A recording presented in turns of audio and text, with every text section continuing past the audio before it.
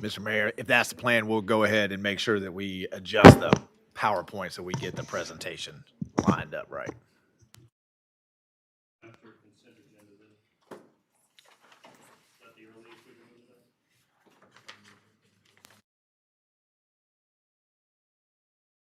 Madam Attorney? Yes. Yes, sir.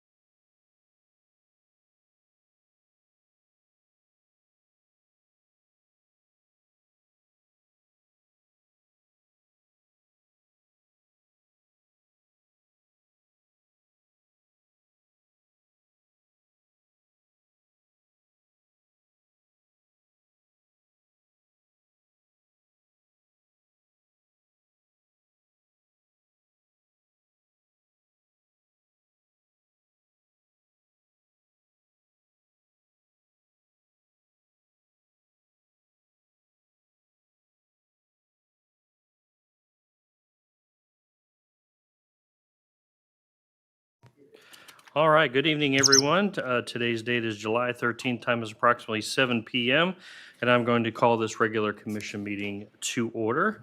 The first item on the agenda is the approval of the agenda, and we're going to make one alteration. Item number 10, which is the second item under the agenda items. If it is the pleasure of the commission, we're going to move that up to right after the consent agenda, so it'll effectively become number 5 and shift everything down, if that's okay with the commission. We have a motion from Commissioner Mazon, a second from, was that Commissioner Clark? Okay, from Commissioner Clark. Any discussion from the dais? Any from the public on the change of the agenda? Seeing none, all those in favor signify by saying aye. Aye. Motion passes unanimous. We're going to invite Pastor Ian Campbell from United Methodist Church here in Newberry to come forward to give our invocation for tonight. Please rise if you can. Remain standing for the Pledge of Allegiance that will follow immediately after the invocation. Pastor. Thank you. To our Creator and source of life, we thank you for this community in Newberry, for all who are working to make this an even better place. We lift up leaders in this room, for everyone here, for their voices, for their stories. In particular, tonight we lift up Chris Mack, a leader in our community, and we pray for his healing and for comfort for his family. We pray for the work that is done here, that it is for all. We pray for the work to come, and as different opinions arise, give us a spirit of unity. Help us to listen well, and may this time build up hope in this community and beyond. Amen.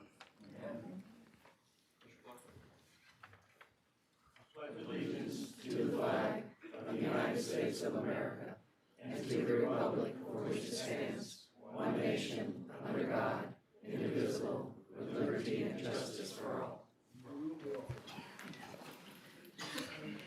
Thank you, everyone. I appreciate it. So we got two presentations tonight. One is going to be regarding our zoning, planning and zoning board certificate members. We have a couple of outgoing planning and zoning members that we wanted to recognize with a certificate, and I don't think Kathy is not in the room, right? I'm not missing her, correct? Okay. All right, so we'll have Miss Ann Polo here. She is one of our outgoing members. So would you please show your appreciation and give her a round of applause, and we'll do a presentation here. And if you want to step down. So it says a certificate of appreciation. The certificate is presented to Ann Polo. Thank you for your dedication to the city of Newberry and for your years of service to the Planning and Zoning Board. Date is today, July 13th, 2026, and signed the Honorable Tim R. Martin, Mayor. And how many years did you serve on the planning and zoning? 3.5. 3.5. Fantastic. Very nice. All right. One here, one over there.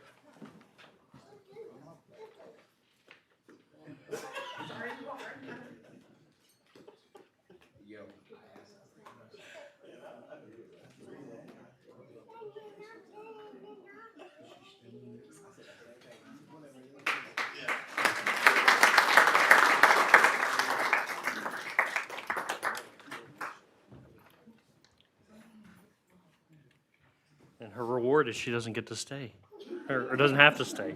She can. She can. Thank you, Ann. We'll see you around. And if Miss Kathy comes in, we'll kind of pause and do her presentation if she comes in. But okay, the second presentation is from our handsome Parks and Rec director, Rod Clark, who's looking sharp tonight. Come on down, sir. Everybody's looking down. Okay, now we're gonna need applause for every department head that comes to the podium tonight now that we've begun. Set the tone. Mr.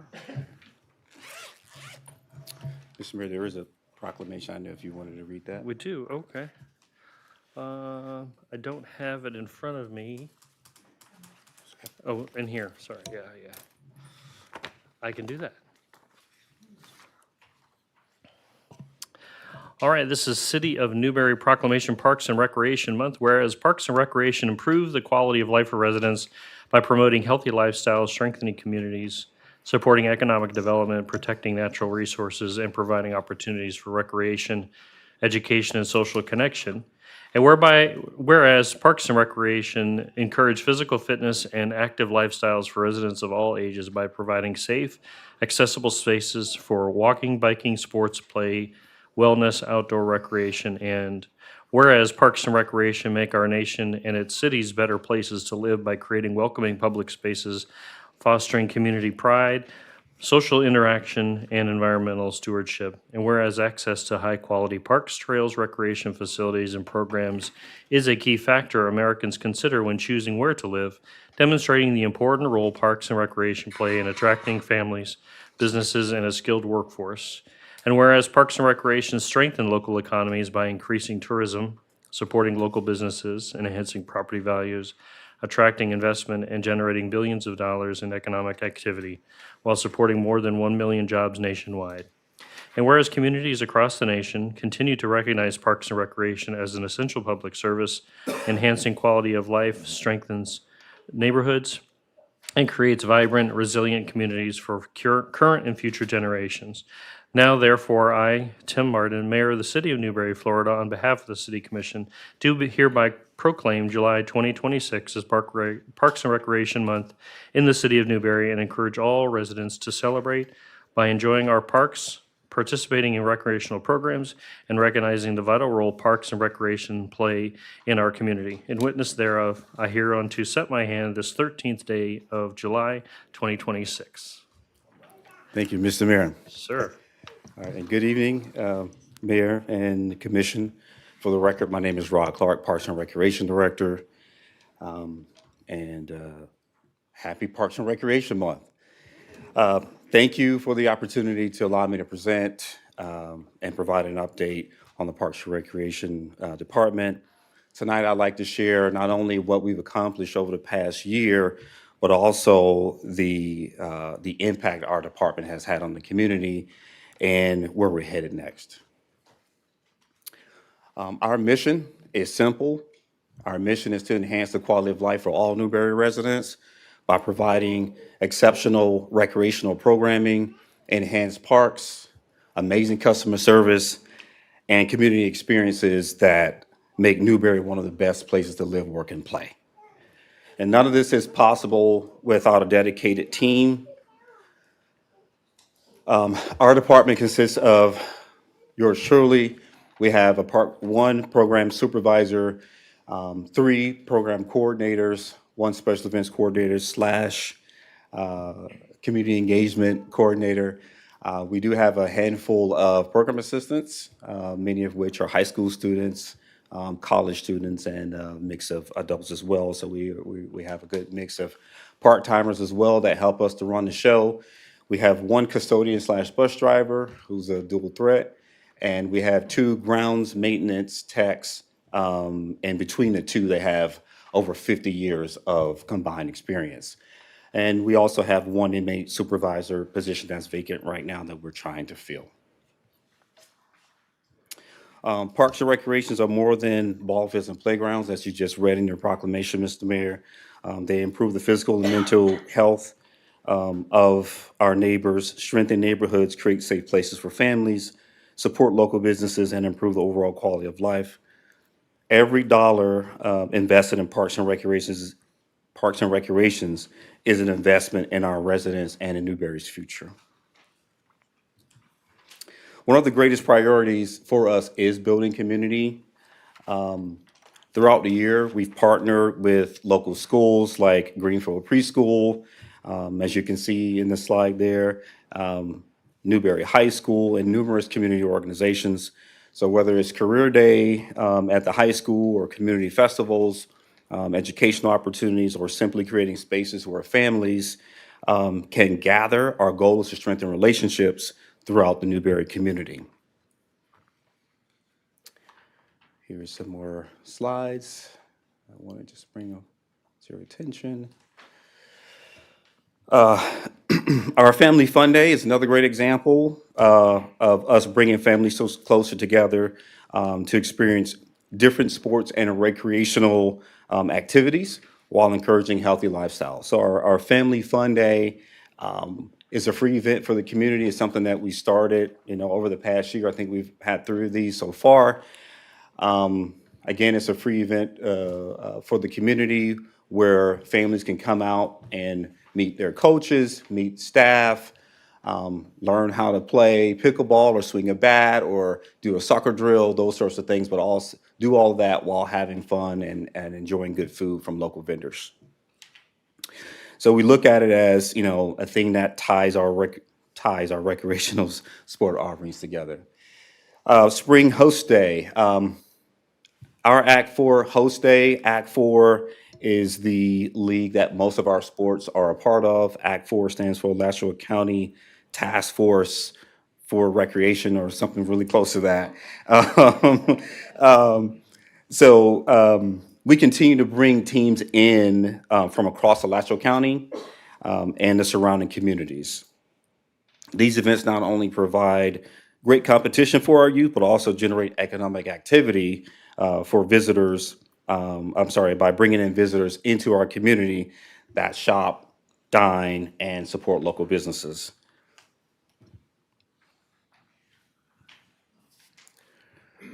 We are proud of the partnership that we have with Newberry High School. We've partnered with them for years now, and they allow us to do a rec night where our kids get to go out to the high school for at least 1 game out of the year and actually participate, usually by warming up, with the team, their high school heroes. And as you can see in the picture in the middle there, just before this, they were warming up with the team. And then now, as you can see, they're standing right next to them during the national anthem. So it's a big deal for our youth and our families. So we really appreciate the athletic department at Newberry High School for allowing us to do this.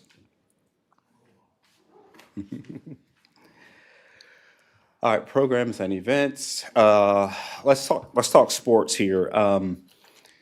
So as you can see, we offer a variety of youth sports. I always like to tout that we run all of our own youth sports. We don't have anyone who comes in and does it for us. It's all done by the staff that I've mentioned to you earlier. We do everything from t-ball, baseball, softball, basketball, soccer, flag football, cheer, volleyball. 7-on-7 is basically an older version of Little League flag football. Our seasons go spring, fall, and winter. During the summer, we like to focus on summer camps so that kids can kind of develop their skills. Usually those camps are free or at low cost to our residents. I'm going to skip that. Okay, let's go here. Okay, youth programs by the number. So this slide is just to show you, the registrations, the number of registrations that we have per sport. As you can see, volleyball is in first place, followed by soccer. But most of the sports that you see here we get the registrations from 2 seasons, that's spring and fall. Basketball is only 1 season, so I would say basketball, by the numbers, is our most popular sport. This slide is to show you the trends over the last 4 years. As you can see, our program remains strong by the numbers. Football is really the only sport that has dropped in the recent years. And that's not, isolated to Newberry, that's around the area as well. And so football, I mean tackle football. So more kids are going to flag, especially at those younger ages. The middle school flag tackle football program remains strong. It's just usually the little tykes. Parents are right now, at least it's the trend, are deciding to put them in other sports, which is understandable. So, these numbers tell us an important story about the health of our youth recreation program. While we've experienced a slight decrease, it's not quite 10%, it's more like 7 to 8% over this past year in terms of numbers. It's important to understand what those numbers actually really represent. So participation naturally fluctuates for different reasons. Of course, one reason is kids just age out. Sometimes we have huge, a large number of kids who all come in together and they kind of, go off the scene together because they age out. So that's one reason. Sometimes there are scares and conflicts, and just to be frank, there's just more competition these days, right? So there are more offerings around the area for kids to participate with, whether it's recreational or travel ball. So even with that modest decline, we continue to serve hundreds of youth across multiple sports and seasons, providing opportunities for children to stay active, build confidence, develop teamwork, and create lasting relationships. More importantly, though, our program continues to maintain strong participation while expanding the quality of the experience that we provide. So we really focus on that. So we're invested in important, at your direction, we've invested in, improving our facilities, enhancing our programs, better customer service, that's a given, and stronger partnerships throughout the community, which is you saw on the slides that I've just recently shown you. When you look at these numbers alongside the significant growth in our adult programs, which I'll show you here in just a second, the increased community events and expanded recreational offerings, it's clear that Newberry's Parks and Recreation serving more residents than ever before. So moving forward, our focus is not only increasing participation, but also ensuring every participant has a safe, enjoyable, memorable experience that keeps their families coming back year after year. So I'm going to all right, here's a slide that shows you our increase in adult participation. As you can see, the increase in adult participation is at 54%. So we are seeing an opportunity there with our adult population. This tells us that there is a significant opportunity for recreational opportunities beyond youth sports. And we're continuing to expand our program to encompass those older ages. One more, go back. This is it. This slide shows you the total number, that's youth and adult. So if you add all the numbers up over the past year, we've registered over 2,000 folks. And that's not bad for a town that has, just over 9,000 people. So we feel pretty good about where we are. There's always room for growth, and we are pushing toward that. All right, these are just some slides of that we captured throughout the year, just to give everybody a little more context of, any given day that you come out during the season. These are some of the things that you'll see. You'll see us tabling and providing information to our residents about our sports, because usually parents have questions, especially if you are, you're new to putting your kids in sports. You don't know where to go. You don't know who to ask the questions to, and sometimes you feel lost. And so with that, you don't sign your kid up. But we want to be available to answer all those questions. The picture on the left is it shows what it looks like on the inside of our Eastern Newberry gym. I don't think there's a seat available, and that's one of our basketball host days this past season. Let's see. All right, more snapshots of the season. The pictures speak for themselves. The kids are enjoying themselves. They're learning. They're having fun. They're building camaraderie and all the things. One of my favorite photos there in the middle. They're competing and they are having fun. Adult sports, just to kind of give you guys an idea of some of the things we offer for adult sports, which again is we're seeing a nice growth there. Adult volleyball is growing very fast. We offer adult 3-on-3 basketball, adult softball. We even offered adult kickball league this year. That really didn't get off the ground, but we'll continue to offer it so that more and more people know about it. I love to play kickball. So anyway, it's fun. It's fun. All right, summer programs and activities. These are just some of our weekly calendars, to kind of show you that, in the summer months, those used to be our slowest months. And we didn't have much going on. But now, if you look at these calendars, you'll see that we have things going on most days of the week. Except for Sunday, the Lord's Day. All right. But the calendar is full. And our residents they're happy with what we're doing. Summer camps, these are just some of the summer camps that we offer. Coach Green from the University of Florida, this is his second year that he's going to be doing a basketball camp and a back to school drive, not a drive, but he's going to have back to school giveaways at the end of his camp. Volleyball, soccer, softball, of course. Corey gets his own page, and we appreciate. Right. Yes, sir. This is the rescheduled Torian Green date. So there are two. Let's see. Yes, that is the rescheduled one. Okay. Absolutely. Yes, sir. Thank you for pointing that out. Okay. Hometown hero, played in the Super Bowl. This is his second year coming back, and want to give back to his community. So he has come back and put on a free camp for the youth of Newberry. So we did partner with him and the NFL to make it happen this year. Also, I want to thank Coach Johnson from Newberry High School, who also helped with this as well. I don't know, what can you say? This is what you want to see. In the bottom right corner, you'll see Corey walking with one of the smallest guys who came to the camp. The story is, and I saw this firsthand, the little guy walked up with his dad, and dad was saying, go join the rest of them.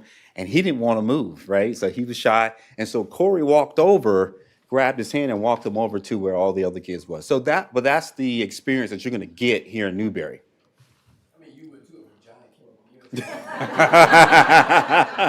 Well, you're probably right about that. Oh, okay. So this slide just shows that we do have pickleball in Newberry, and we have it a couple days a week on Wednesday nights, but also Saturday mornings if you can't make Wednesday nights. And more and more people are showing up and having fun. And if you just want to come and learn or just play some tough games, we have the whole range there. So and you don't have to wait long, right? We have 3 courts on the inside. It's in the AC. So we love to have you. Open gym, we have that as well. For basketball, I'm sorry. The kids love it, the adults love it, so we're happy to be able to offer both of these services. Archery. So even though our Parks and Recreation Department does not manage the archery program, they're their own entity. They are on campus and they do have, major events throughout the year.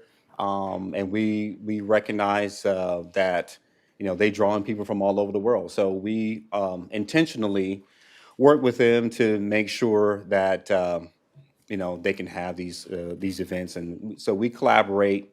I always say we want collaboration, not competition. So, and we recognize that, programs like this help diversify, our offerings and attract participants who may not be interested in traditional sports. All right, other park amenities, as you can see, we have the RC track out there. There's some really good events that happen there. More archery. We have laser tag. Batting cages are free. You can just come out and utilize those. But again, other recreational opportunities for our residents, and that just make us unique. I mean, I can't think of another place anywhere, but that's just me, that has everything that we have for our residents here in Newberry. I mean, of course, you'll go to different municipalities that don't have different sports, but the diversity of programming that we have is very unique. Okay, community programs. So we have been intentionally working to provide more enrichment services for our community. Right now, we're working with Motivate You.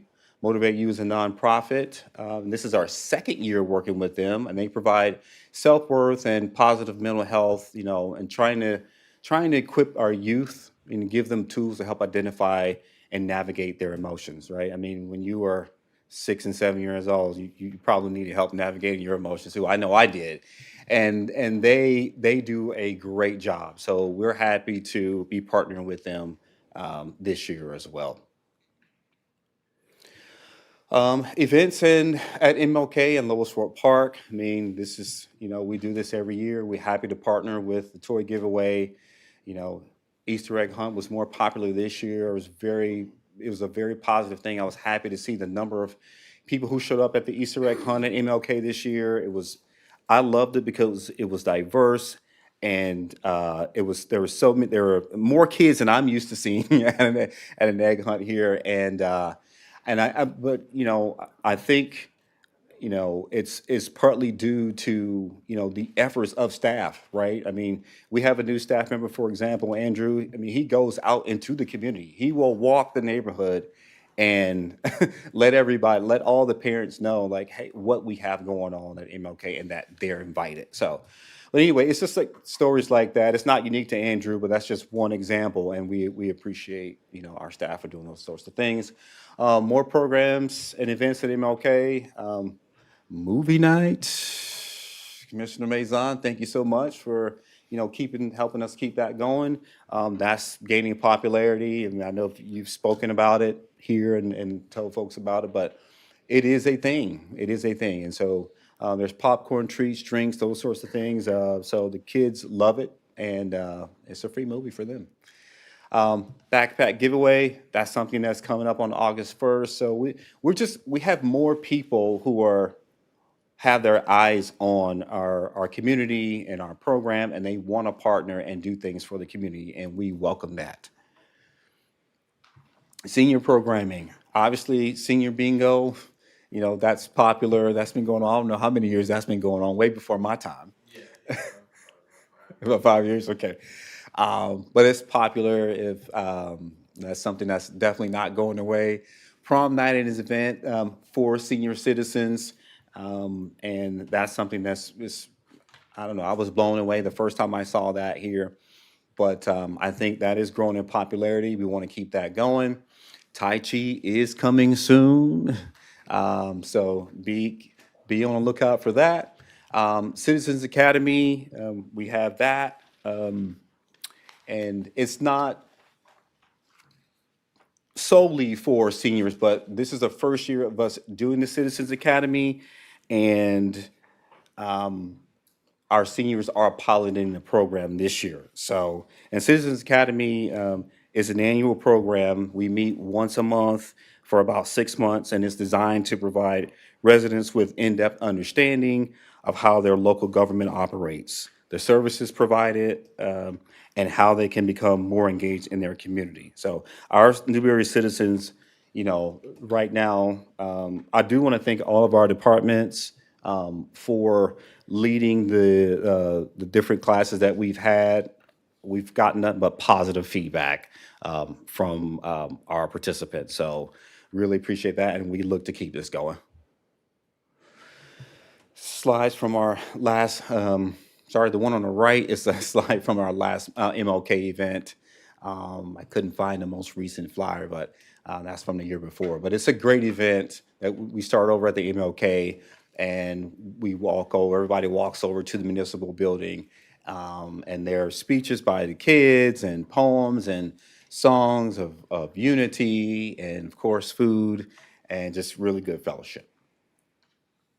Okay, Christmas capital of Alachua County, that's us. And it's so Christmas is one of the highlights of our year here in Newberry. And obviously these events create, traditions and for families while fostering community pride and bringing thousands of visitors to Newberry. So whether our department is, organizing an event or supporting another department, we play an important role in making these celebrations a success. Some more flyers there. All right. Here's a quick video of, okay, it is working, Angie. I think it was gonna work. Volume's not there, so it's, but there is a video that kind of gives a little glimpse. I can sing? In 1 second. I don't think so. I can't sing. You don't want me to sing. But yeah, so moving on, not to belabor the time, let's talk about projects.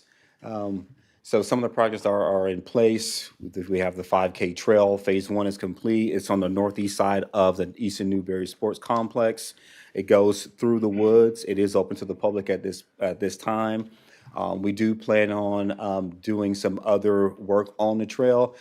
So not only is this going to be open to the public to be able to walk and enjoy themselves, but also we want to offer that as a space where the cross-country team can come and practice, so they don't have to run and practice on the road, right? That's, so anyway, we look forward to that and having 5K fundraisers and all the things. Cortland is the design phase is about 95% complete there, and it's gonna be on the southeast part of campus. And basically, Cortland is just going to be an assortment of courts for basketball, tennis, and pickleball, where our residents can come at any time, whether the gym is full or there's archery competitions. They still can come to campus and recreate. I'm sorry, let me talk about the MLK Park expansion. We met months ago. We got good community feedback on and what our citizens wanted to see at the MLK Park. So that is in progress. I want to thank Rance's team for blocking off the dirt road there and kind of starting that whole project. Fencing will be coming next. And of course, we'll have all the things that follow as soon as we get funding, like our basketball court and different things like that. We have a new dog park, everybody. So if you didn't know before, we have a dog park. And we did have our soft opening Phase one is complete. We do want to add some ADA accommodations to the dog park, so that it's accessible by everyone. We will also be adding some benches and some shade and some fountains and those sorts of things there as well. So if you haven't been over there yet, please go by and check it out.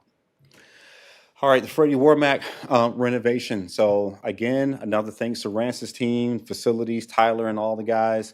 They did a great job in renovating the inside of Freddie Warmack. I think we have more people wanting to rent that out now. I mean, and it's clear why. But with that renovation, there has been the parking has been extended a little bit on the, what is that? Is that the west side? The west side of the building. I do have a short video here just so everybody can see what it looks like. I just want to take credit for this video. Yeah, sorry. Yes, sir. Full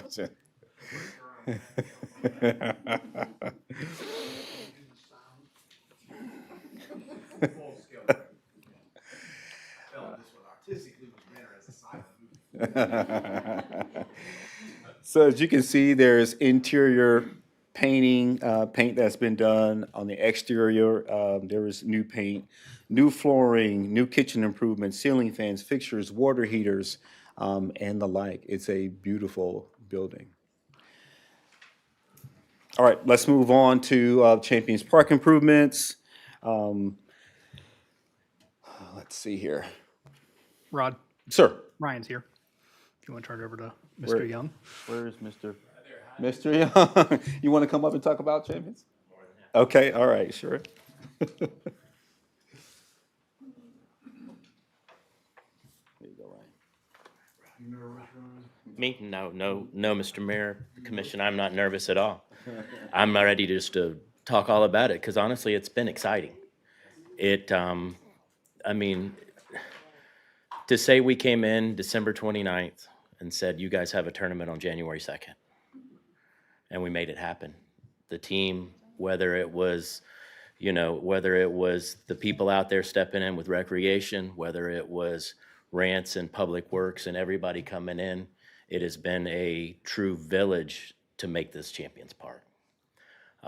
As far as renovations, we can start off, I mean, pictures say 1,000 words, but I probably should introduce myself. I'm Ryan Young. I'm Strategic Initiatives and Project Management for the City of Newberry.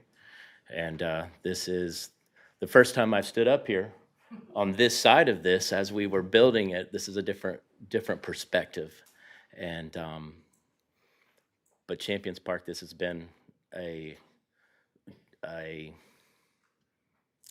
what's the word I'm looking for? It's been a labor of love for everybody, because it is truly, with Rod and everyone we've talked, the teams, it's truly amazing to watch the changes and watch the kids and the parents and the coaches show the excitement of the changes.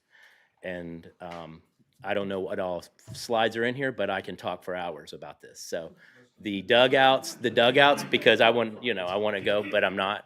The dugouts, as you can see, we have at this point redone dugouts in 12 of 16 fields. We have full fences done in all but 4 fields left. We have 2 outfields done. Our dugouts have now, as you can see on your slides to the right, they're fully opened up, plenty of air and ventilation. There are fans in there, and it has been a true change. Shade. We have 50 plus shades in that park now. It is no longer where you have to bring tents in. Families can come in, they can sit under the shade there by the backstops, and there are fans blowing all different directions towards parents. It's nice to see the grandparents and everybody sitting there right up underneath and getting that extra air. It's been a real big positive.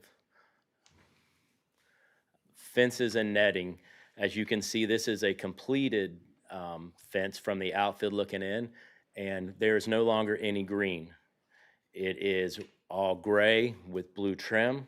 The nets around everything are all new. They've been connected to the fence, and it has been a very much needed change. No more holes. And we have the stuff, if something happens to pop up, it gets fixed very quickly. We are very, very, very in tune with what's going on. But here's a few year-to-date highlights. This year, it hasn't been just, hey, so-and-so's coming to the park. We have 32 signed agreements for this calendar year of 2026. I did the math because I was wondering how many games, and we've hosted over 1,700 games since the beginning of this year. Yes. Over 200,000 visits to the park. And it's funny, as I like to say, we've had over 30 states. That includes California. We've had teams from the Caribbean, and we've had teams from Canada. So we are doing very well nationally and locally. Improvements are ongoing. We've got new batting cages in the park. So before we just had some old netting and such. We have 8 fully functioning batting cages.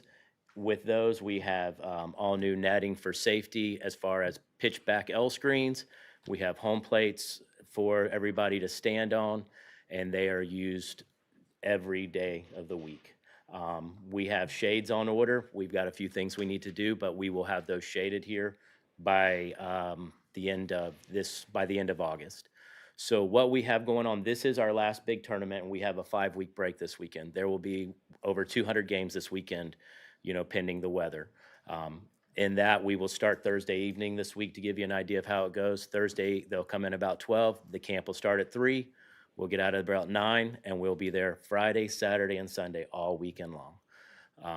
And when that happens, after this weekend, we'll have a little bit of a break, and then from August 28th until December 14th weekend, the only weekend off at Champions Park will be Thanksgiving. So, all of the ones that you see in green are every weekend that is booked and has had an event this year. That includes local recreation type tournaments that were put on by different organizations. That includes softball, baseball, national showcases. It is a whole bunch of different opportunities for people and families to come in. This kind of just shows what some of the organizations, and that you can see, as they say that on the heat map, that pink is, well, we pretty much are very dominant in the southeastern United States as far as bringing in tournaments and families. But in those little ones you can see right up north of up in the lakes, that tiny one right there, that is Canada. And they actually brought in 3 teams for an event in February this year. The Caribbean group brought in 4 baseball teams that participated. They spent basically a month working their way around the southeast, and this was one of their stops.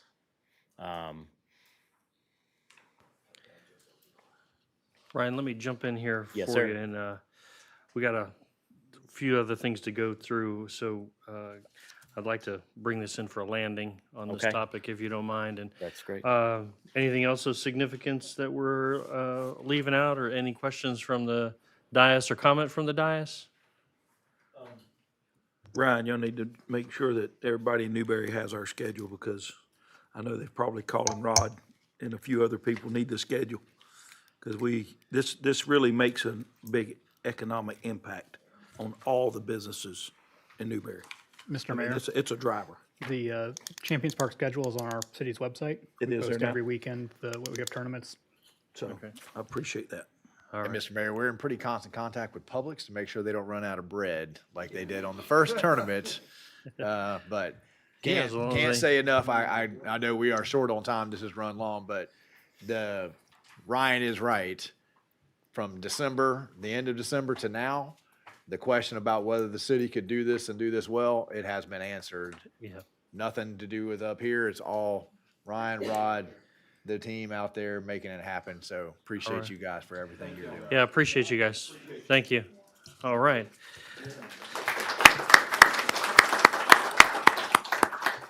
I would like to invite you guys back to every meeting. You're very nice. The applause is we're loving it. All right, we got another one of our board members that has walked in and wanted to just pause real quick and recognize Miss Jessica Carey here out in the front row. I don't care if you're here or not. No, we're going to hand this to you at least, and thank you for your dedication to the city and your years of service as planning and zoning board member.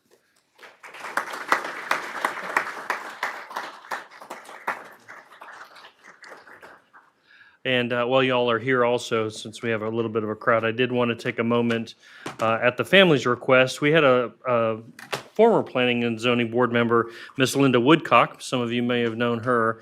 We actually had a posthumously certificate for her that will eventually get its way to her family's hands as well. But Linda and I actually ran for the city commission for the first time when we actually ran together. So very kind of little unique thing, but certificate says the same thing, and of course, she's done more than just doing the planning and zoning board here in the community. So thank you, Miss Linda.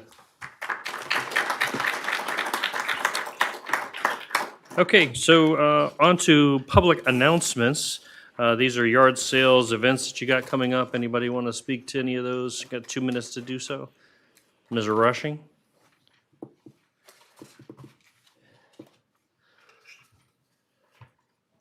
There it is. Hi guys, Crystal Rushing, Community Engagement Coordinator. I've got a long list, but I'll try to go quick. So Operation Cool Down with the Fire Department is happening July 20th at Newberry Place. We have the Newberry Main Street Fab 50s Fest, September 19th, and their Fall Fest will be November 19th. Thrive is having a health fair November 7th. My City Week for the whole city will be October 19th to the 23rd. Please remember that the Newberry Business League is doing a neighbor challenge. There's 9 different businesses that we want people to just pop in, participate. You turn in that card and you enter to win a pretty cool gift basket. So don't forget that. The city will be having a new website coming soon. We're hosting a photo contest and we're going to vote and see which photo we love best to put on the home screen for that. New Builds and New Bills by the Alachua County Property Appraiser, July 22nd, 6 p.m. at the Municipal Building. And Movie Night at the MLK Center, July 31st, I believe. And what else? A bunch of backpack school drives and stuff. There's one at MLK, August 1st. There's one at Freddie Warmack, August 8th. And the Newberry Area Chamber of Commerce is hosting a school drive specifically for Newberry teachers, and that'll be on August 7th. Newberry High School, we're having a Spirit Night September 4th for football. That'll be homecoming week. Remember, there's a parade that'll happen that time too. And Newberry High School is also having a free car wash next weekend, Saturday and Sunday. And that's all I got. Stay tuned for all the Christmas stuff. Thank you. Thank you. Okay. Any other public announcements? Okay. All right, well, let's move to our rescheduled item number 10 in the backup. It is the commercial kennel small animal boarding discussion. Mr. Mayor, And- the consent agenda. Oh, I'm sorry. Right on. So we have a couple items on the consent agenda to motion forward, and I'll entertain a motion for that at this point. Commissioner Clark and, I'm sorry, who had the second? Commissioner Coleman on the second. All right, these are not debatable because it's consent, so all those in favor signify by saying aye. Aye. The ayes have it. Motion passes unanimous. Now to our new number 4, or excuse me, new number 5. It is the aforementioned commercial kennel small animal boarding discussion. This is a discussion, nothing actionable happening here tonight per se. So Madam Hectus, you're going to lead us through this one? Yes, I just gotta forward real quick. Since this was a change, Yeah. I've gotta run it. You Oh. you were passing Oh, it. sorry, I didn't realize you had moved it. Thank They you. pre-made it for you. Sorry. Sorry.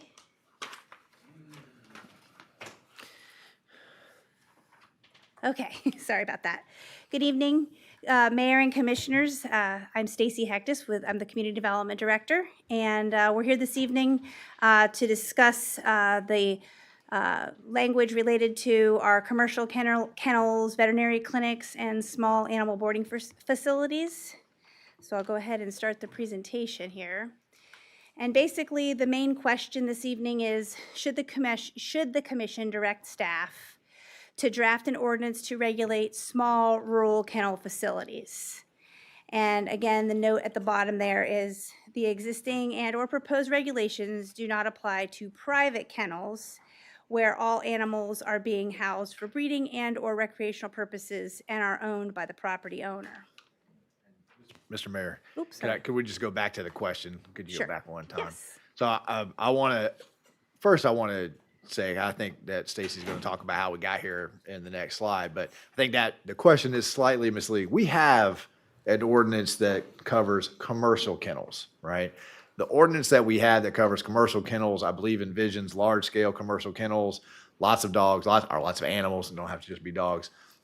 But the ordinance that we have has conflicting passages, and it doesn't define what a commercial kennel is, and then it uses different vocabulary later. So no matter what the answer, this question should probably be better.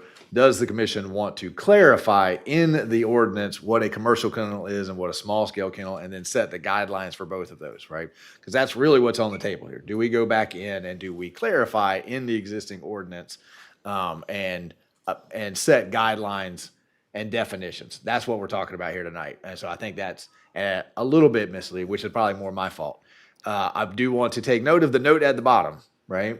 The note at the bottom, we are only talking about whether or not we should be regulating small scale kennels in rural areas, right? We are not talking about hunting facilities, breeding facilities, veterinarian facilities. All of those things are outside the scope of this conversation, right? So if the conversation is, well, my neighbor has 20 hunting dogs in a kennel, that's not what we're talking about tonight, right? What we're talking about tonight is whether or not there is a public need for the service that got us down this line of thinking, right? Because right now, our ordinance is conflicting and confusing, and I appreciate everyone's patience as we have very slowly worked our way and methodically worked our way through this conversation, right? But that's what's on the table tonight, the ordinance that we have, clarifying it. If we want this type of activity to happen, then we need to clarify that in the ordinance that we have. Thank you, Ms. Stacy. No, thank you. Thank you.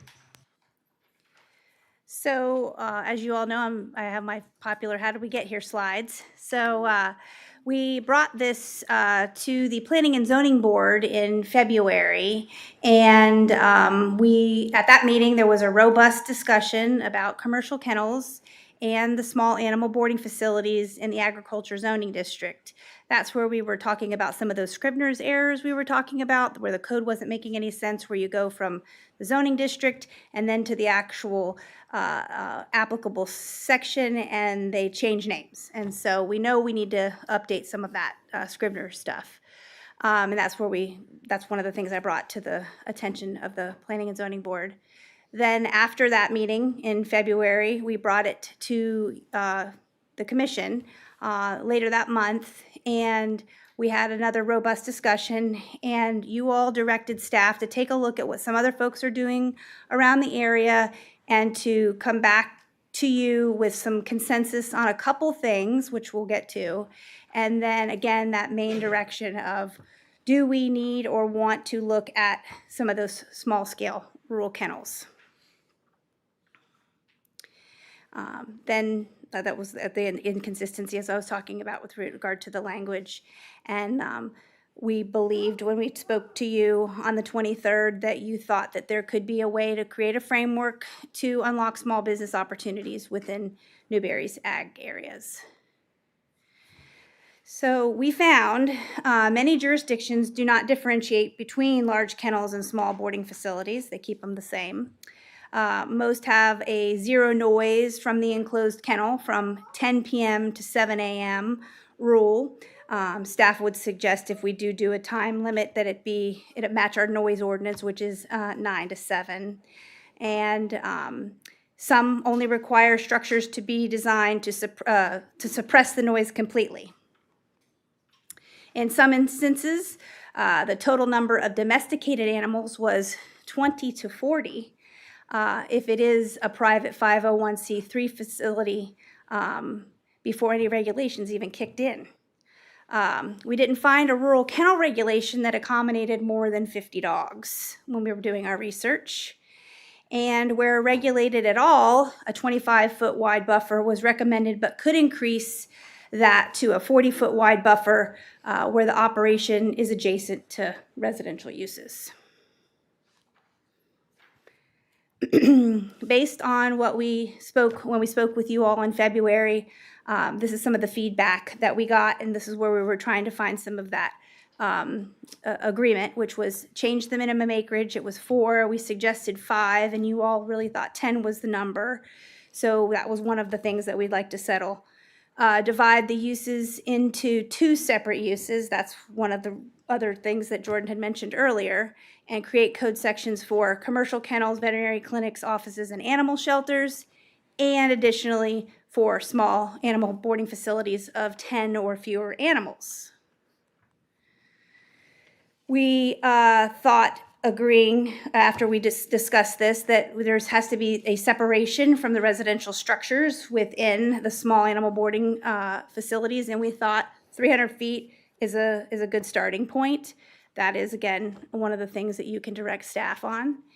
And we wanted to remove them as special exceptions when writing the code sections and make it definitive, more like a checklist item, which we've discussed with some of the commissioners when we've talked to you about some of the streamlining we want to do with the code and making those administrative approvals.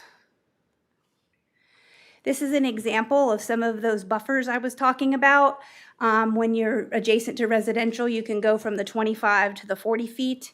And it literally was telling us exactly what trees and what space and what width and the whole 9 yards. So this was just one of the examples that we found and we thought we could use as a talking point this evening if necessary.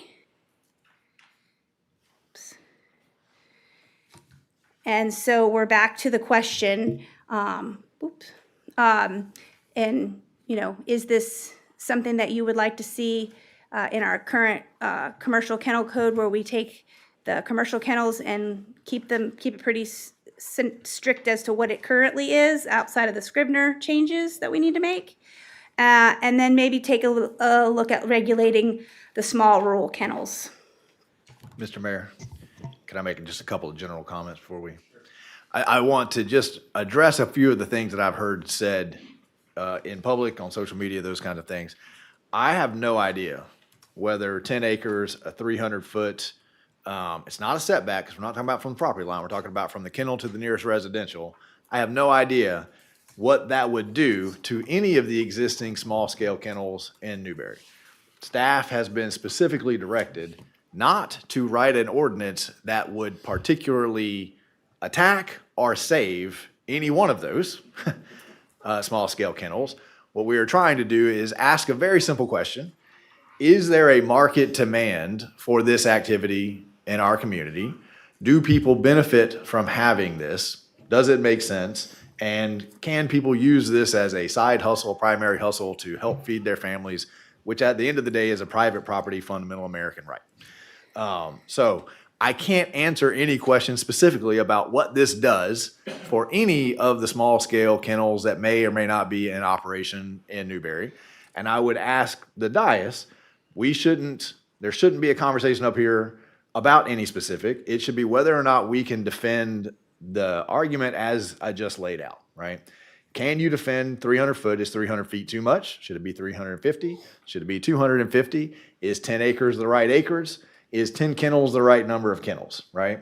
If those things are right, what is the landscaping buffer if you want to require a buffer? You've seen what the governments around us do or don't do, right?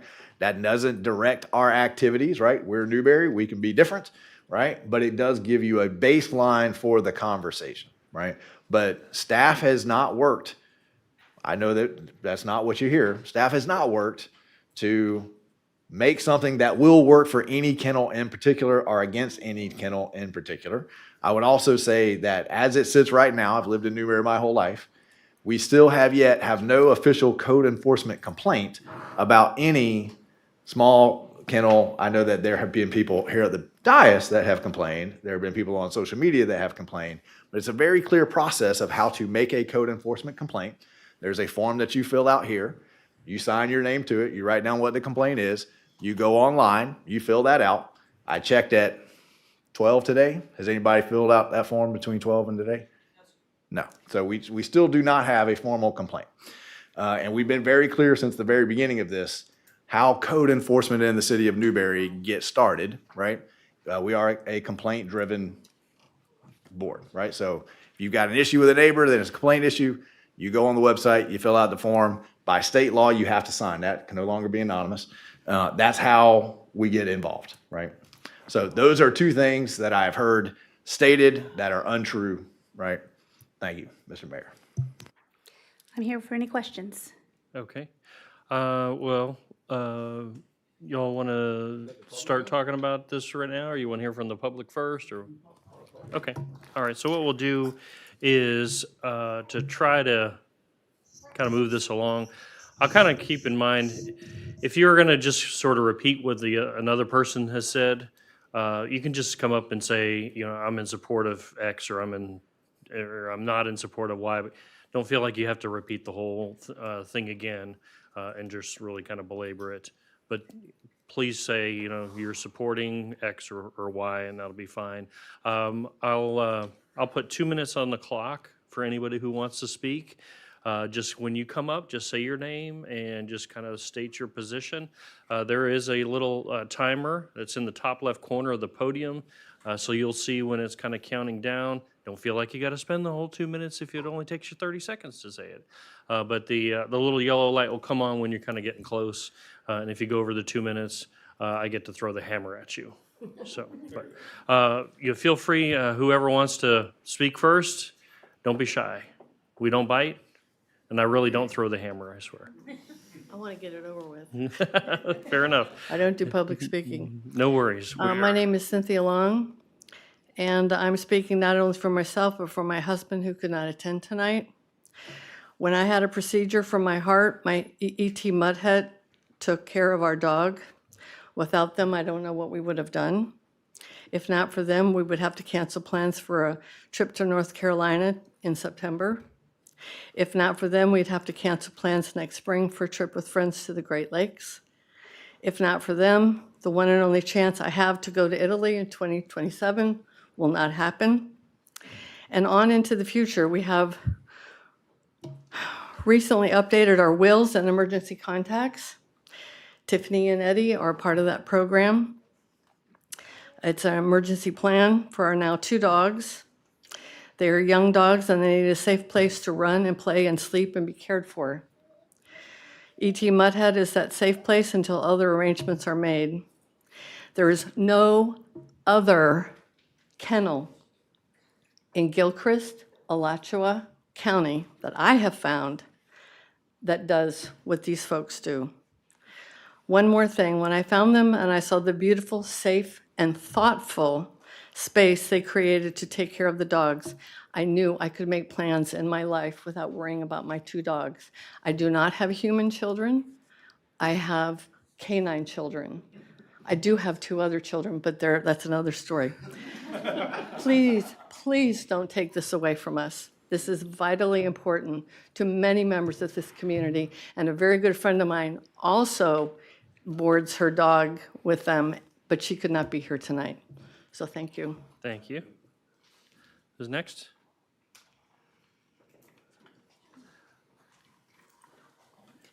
Yes, ma'am. Just state your name. My name's Michelle Thurmond, and I am support of the E.T. Mutt Hut. My son has played at Champions Park. My son plays travel baseball, and we're all the time leaving. I have to leave my dog with Tiffany weeks at a time sometimes, and I will drive 30 minutes through a dirt road to get to her because she takes such good care of my dog. It's a golden retriever, and my dog looks forward to seeing Tiffany. She's very needy, very attention-seeking, and Tiffany gives her all of that. And she gets to play with other dogs, and I wouldn't take my dog anywhere else since I found the ET Met Hut, and I really appreciate what they do, and this is a great service for Newberry. Thank you. Come on down, John. My name is John Podkefley, and E.T. Mud Hut was our fourth attempt to find a kennel that we thought would take really good care of our dogs, and they are the final option that we have. We tried 3 other kennels that are literally within 7-mile radius of where I'm standing, and we had medical issues that were not attended to properly. We had environmental issues that were unacceptable. And we just had the treatment of our dogs was not up to the standard that I would expect any living creature should have. I'm not going to name those facilities, but without E.T. Mud Hut, we don't have a place to go. And like everybody else, you know, we have lives to live too. We want our dogs to be well cared for, and we don't want to be worried about our dogs while we're on vacation, because when you're worrying about what's going on at home, you can't really enjoy your vacation. Thank you. Thank you.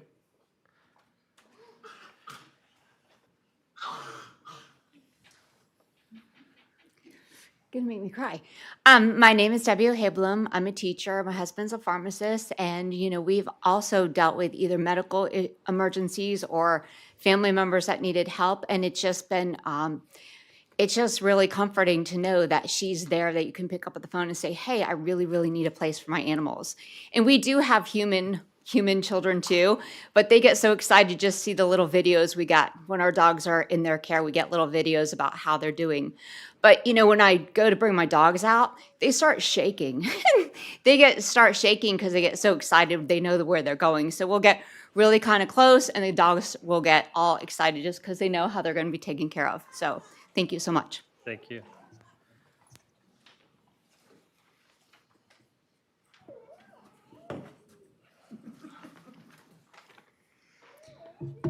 My name's Sawyer. Our Labradoodle Bonnie loves other dogs, and we used to think she enjoyed being boarded at other local kennel.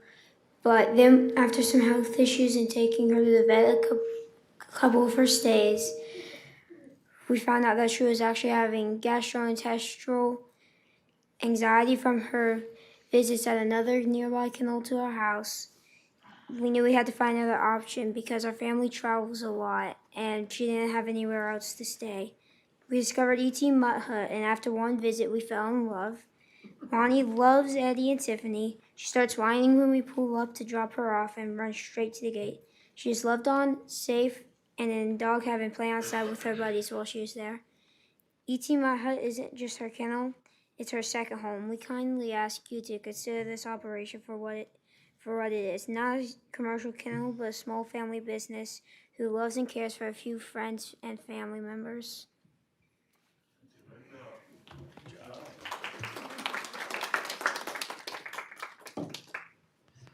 All right, who else? Yes. Hello. My name is Lisa Faga, and I just want to say he spoke so well that I totally agree and concur with everything that he said.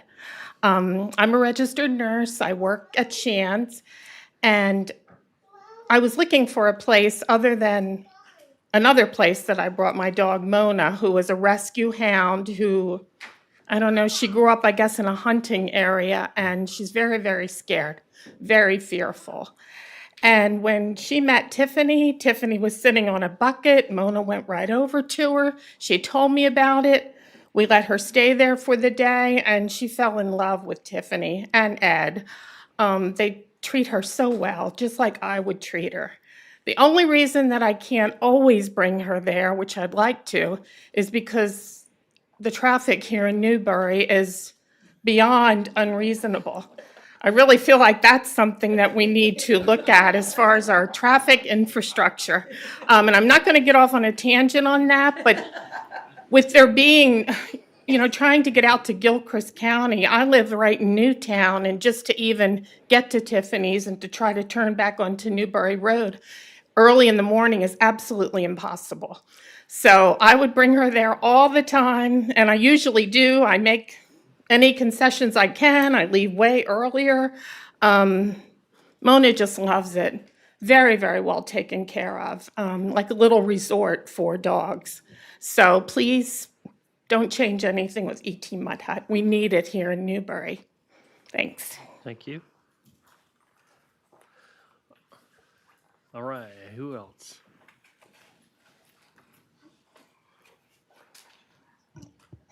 Jessica Carey, resident of Newberry. I had to reduce this, so I apologize. I support creating a narrowly tailored exception of allowing small commercial dog kennels on agricultural land, even though this one may be located on a private road. They just, as long as they provide to meet objective operational standards and remain compatible with surrounding land uses. I was actually on the PZB committee when this was discussed in February. And the one hanging note that the exception that is in use that everyone says is it on a main roadway, which is basically Highway 26 or 27. Not all commercial uses create the same impacts. A small kennel housing, for example, say 20 dogs, on a 10-acre agricultural parcel is fundamentally different than a large commercial operation of 100 or more animals on Newberry Road. I'm not going to say that particular facility, but you know it. There's a big difference in that. So the exception is written for that type of situation, not the exceptions of other kennels here in the community that are existing. A proposal that is intentionally conservative and includes safeguards that minimize impacts to all while without hurting existing businesses is essential. The property itself that brought this exception to light is twice the county's 5-acre minimum for agricultural parcels, which if Newberry didn't have an ordinance, it would fall under county guidelines. Providing ample setbacks like what the committee already brought up of natural buffers and separations from neighboring properties is absolutely acceptable. More importantly, this kennel has operated for years without documented complaints from neighbors or customers or in fact, they have a 5-star rating in most reviews. It's obviously demonstrated, even by the reviews previously spoken before me, that this is compatible to the surrounding area, no matter the zoning. It's also noteworthy that the county regulations already in place allow up to 10 dogs in any residentially zoned property. That means me on a 1/4-acre property can have 10 dogs without my neighbor having any say. I think that's important to note. Allowing approximately 20 dogs in a 10-acre agricultural parcel with buffering setbacks in an indoor nighttime housing in compliance with noise, sanitation, and animal welfare restrictions is standard measured and reasonable exception. I encourage the city to adopt the subjective criteria, including a maximum of, say, about 20 or 30 dogs, and a minimum 10-acre parcel required. Thank you. Thank you. Do they see you come on down?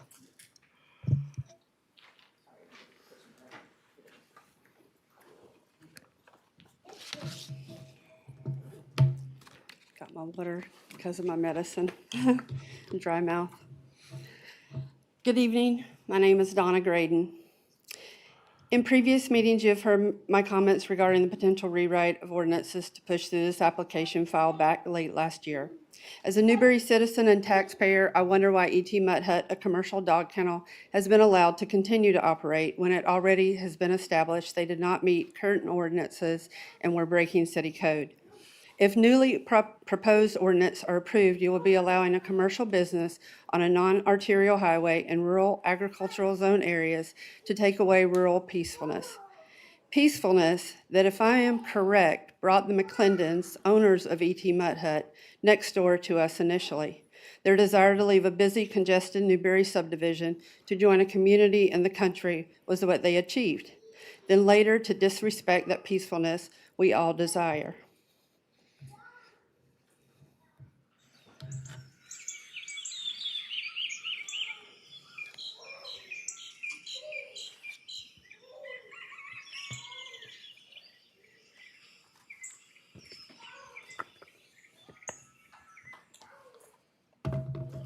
Instead, they built a business that has truly hit a niche.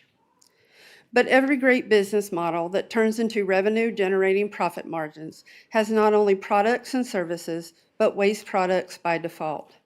And because of E.T. Mutt Hut, this is the waste product our rural community is left with while they continue to make profitable returns.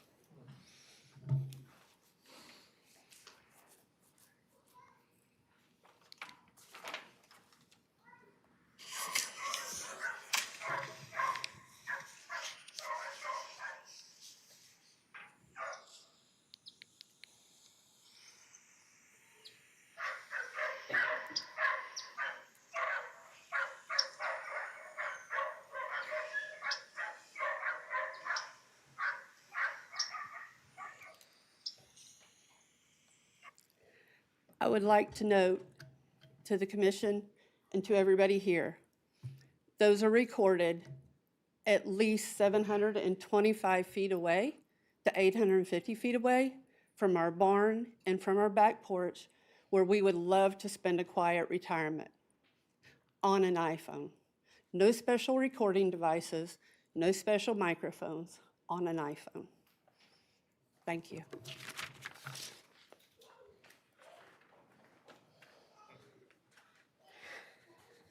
Evening.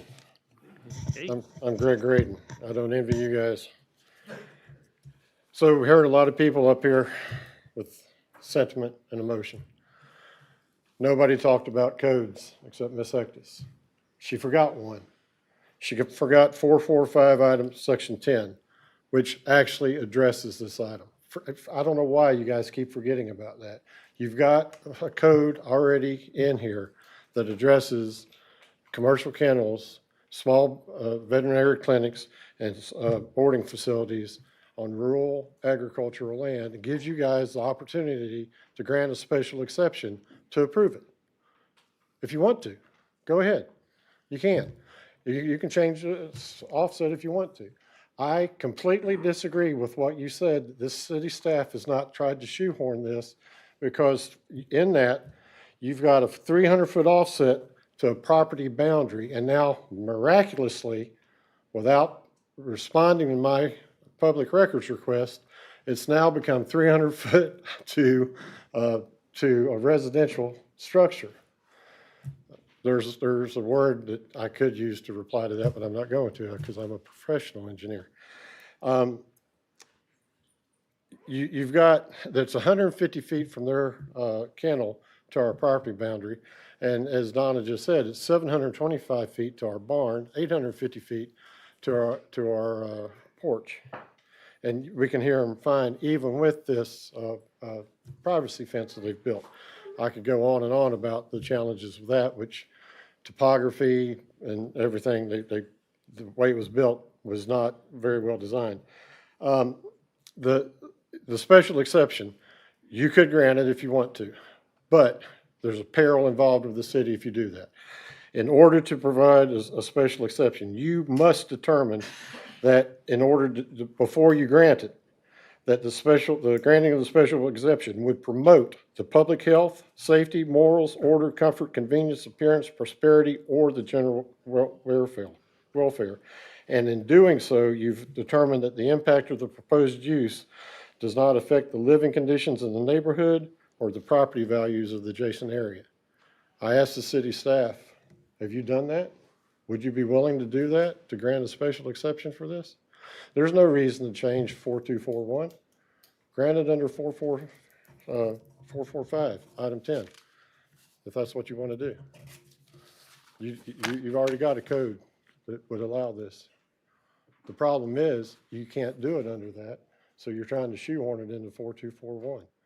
This isn't a popularity contest. This isn't who can bring the most people to a public meeting, who can get the most social likes, including somebody that was on the planning and zoning board who probably should have looked up the word recusal. This is a matter. You all done? Are you all done? I guess I am. Okay, thank you. Thank y'all. All right. Are you coming up, Miss Debbie? Or? All right, come on down.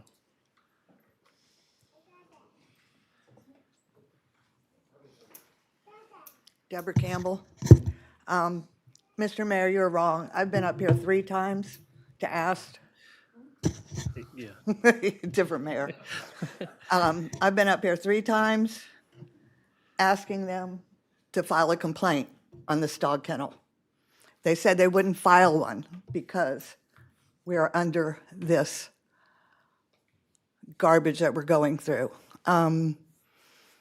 She has made friends with all of y'all.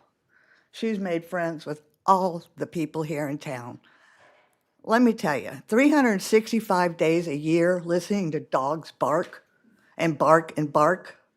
It's not a cement barn. It's a wooden little barn. They're outside. They're not actually on 10 acres. If you go over there, has anybody been there? Okay, of course you have. It's not 10 acres. She has a lot of land, but she only has X amount fenced in for this kennel. How many dogs are you going to allow? Donna can't sit out there. If I lived next door, I'd be in jail by now. Y'all know me. I'd be in jail.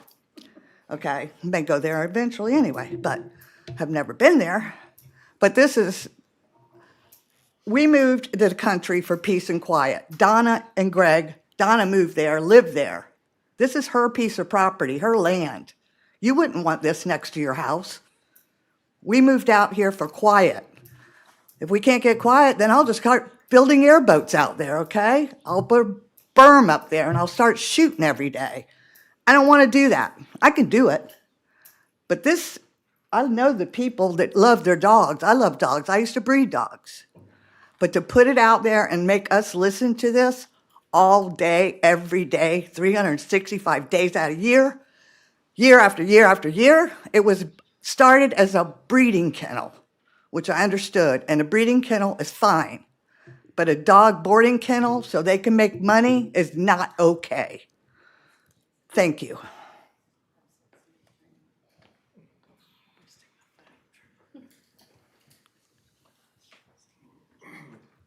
Hello, my name is Tiffany Castle, and though I do use ET Mud Hut, tonight isn't as much about my little dogs liking it there as it is it going to be beneficial for Newberry, in my opinion, to have small businesses that can use the agricultural area. I live on 7.5 acres, and my neighbor has between 2 and 30 Great Pyrenees, and Lord, those dogs bark and bark. However, they're permitted because it's personal owner and they have all the dogs. And those dogs are allowed to be there and the people can do whatever they're doing with their Great Pyrenees. On my back porch, it's way louder than what we just heard on the phone. And that is permitted. However, we've got small businesses that obviously are a much needed business. Like so many others, I went to 3 or 4 places before I landed with my dogs at Tiffany's. And I think it's something the community needs. I think that, yes, it might be important to put things in place that might buffer the sound, but heck, I'd love to do that for my neighbors. I'll put a big old something up, oh my goodness. But there are a lot of things that we do that are agriculturally and that are permitted that have some noise. And it's just, I hate to say it's just what it is, but it is.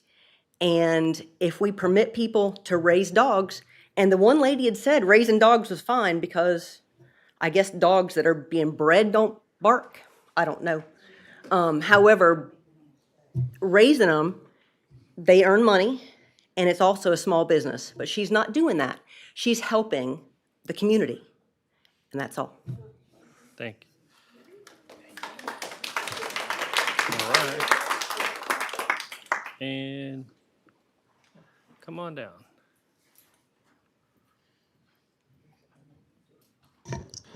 Good evening. My name is Nicole Leiser, and they are my neighbors. And really, it's not that we don't want her to do her business. It's the noise of the dog. That's the complaint that everybody's doing in the community. It's because the dogs are noisy. Even me, from my house, and from there, it's more than 300 more feet farther than a house, and I still hear the dog barking 24/7. Barking, barking, barking. And it's not that we don't want them to have their business. It's interfering in our life. You know, we have jobs that we have to perform. We calling in people. They are engineer, and we cannot perform our job if we don't sleep at night. You know, that's what I am. It's not that I don't want their job, their kennel there. It's just their dog. We cannot sleep, and we need to perform in our job the next day. That's it. Thank you. Thank you.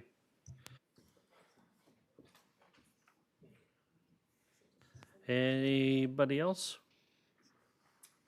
Okay,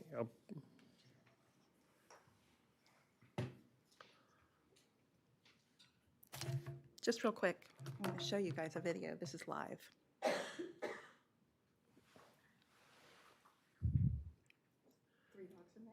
okay.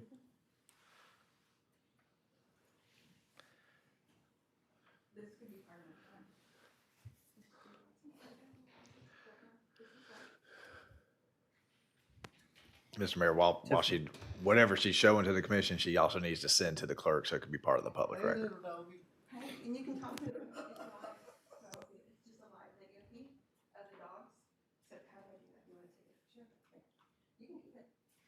So I have notes. I'm going to use my notes.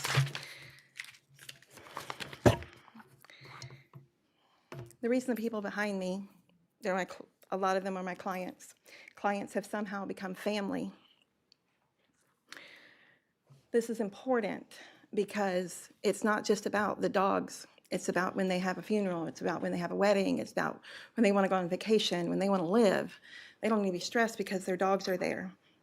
The reason that I know that we are meeting tonight about a small boarding kennel, the examples behind you should resonate with you. A lot of times when you have something new that you are speaking about, it's a piece of paper.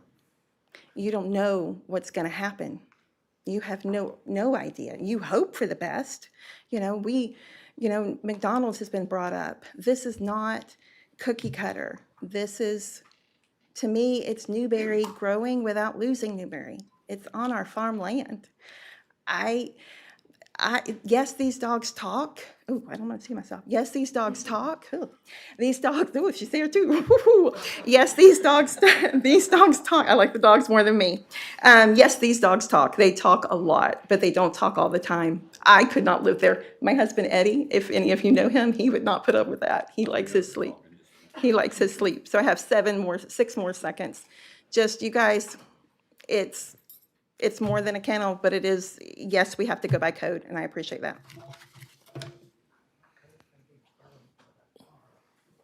My name is Eddie McClendon, and I'm Tiffany's husband, and I live with Tiffany at the place where this facility is.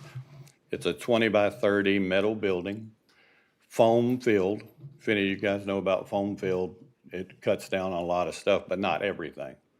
But Tiffany is exactly right. I'm a 64-year-old man who I tolerate some things.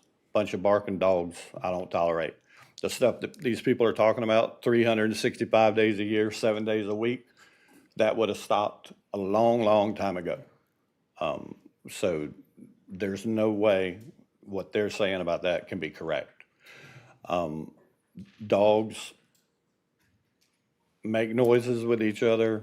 When you let dogs come in there, other dogs, they will bark and go, hello, welcome, or hello, maybe that's not my buddy. But we're talking about a facility that is for 6 dog families, 6 different units, inside, outside kennels, dog runs.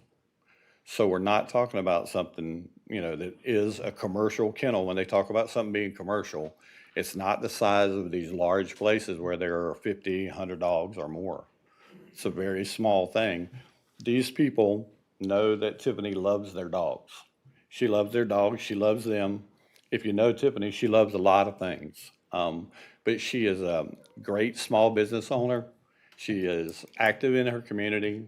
She is a loving person. She's the gift of my life. So, thank you, guys.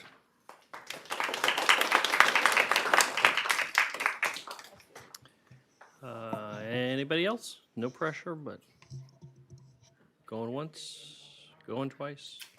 All right, I'll bring it back to the board. Does anybody on the commission have a comment? Commissioner Long? Before I start, before the complaints came in, how long have you guys been in business? 3.5 years. So 3.5 years, we hadn't had any complaints about this business being established in Newberry. You guys decided to come, get established, and do the right thing. And the best thing about businesses in Newberry, we want everybody to do the right thing. We want everybody to come in, get permitted. We want everybody to have clear understanding of what we want to have for this community, and what people need. 10 to $20 to me is a viable business, something that I see the community need. Like Jordan said, it seems to be a need for it in this community. People seem to love it. I don't have kids, human or dogs, so I'm not for it or against it, but I think there's a need for it. I think the staff, we can direct staff to make a small rural kennel regulation for this, to fit this scope.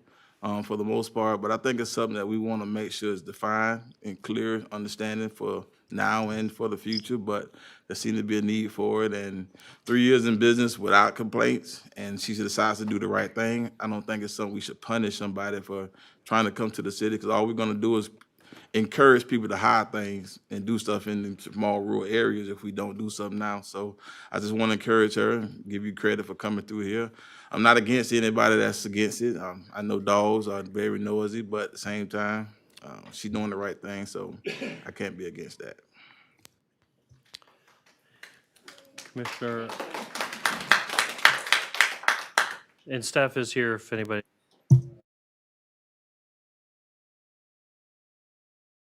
Stacy, please make sure that you are getting the direction that you need from the commission. I'll try to help you as much as possible, but I know I'll lose track of something. Commissioner Clark? Yeah, so earlier the city manager was discussing some of the rules and the regs and the laws that we already have, along with someone else here. And number one is the 300-foot setback was part of a discussion. That has not been a written rule or nothing else that we have directed. That was a discussion that has been coming down the line. Is that correct, Stacy? or no? It's a discussion, but there is a 300-foot setback in our current code and under the current kennels, veterinary clinics, and Under shelters. the commercial side, For the commercial kennel, not commercial, what we're talking about here. no. That's good. That's what's 300 open foot for come discussion. From that. Yes. We did not come up with the 300 No, foot based on the we commercial. started with that because That's it was correct. already in the I want to code. make that clear. That's We- correct. We come up with that. So there's been no complaints. And I don't understand on the agriculture side, how many dogs do we have here? How many? At any given time, 12, and that's not overnight. That's if somebody comes at 2 o'clock in the afternoon. goes- Hang on, Miss Tiffany, you're gonna have to come Yeah, up and say come up. that Sorry, I'm again writing into the the microphone. There are folks watching at home that can't hear the answer. It's public record now. So we have 6 rooms, 6 dog families. Say Tuesday afternoon at 3 o'clock, you bring your doggies. Somebody else is not bringing theirs till 4. So we could have a few more during that, so like a hotel shift change. So we have a space for extra dogs during that time.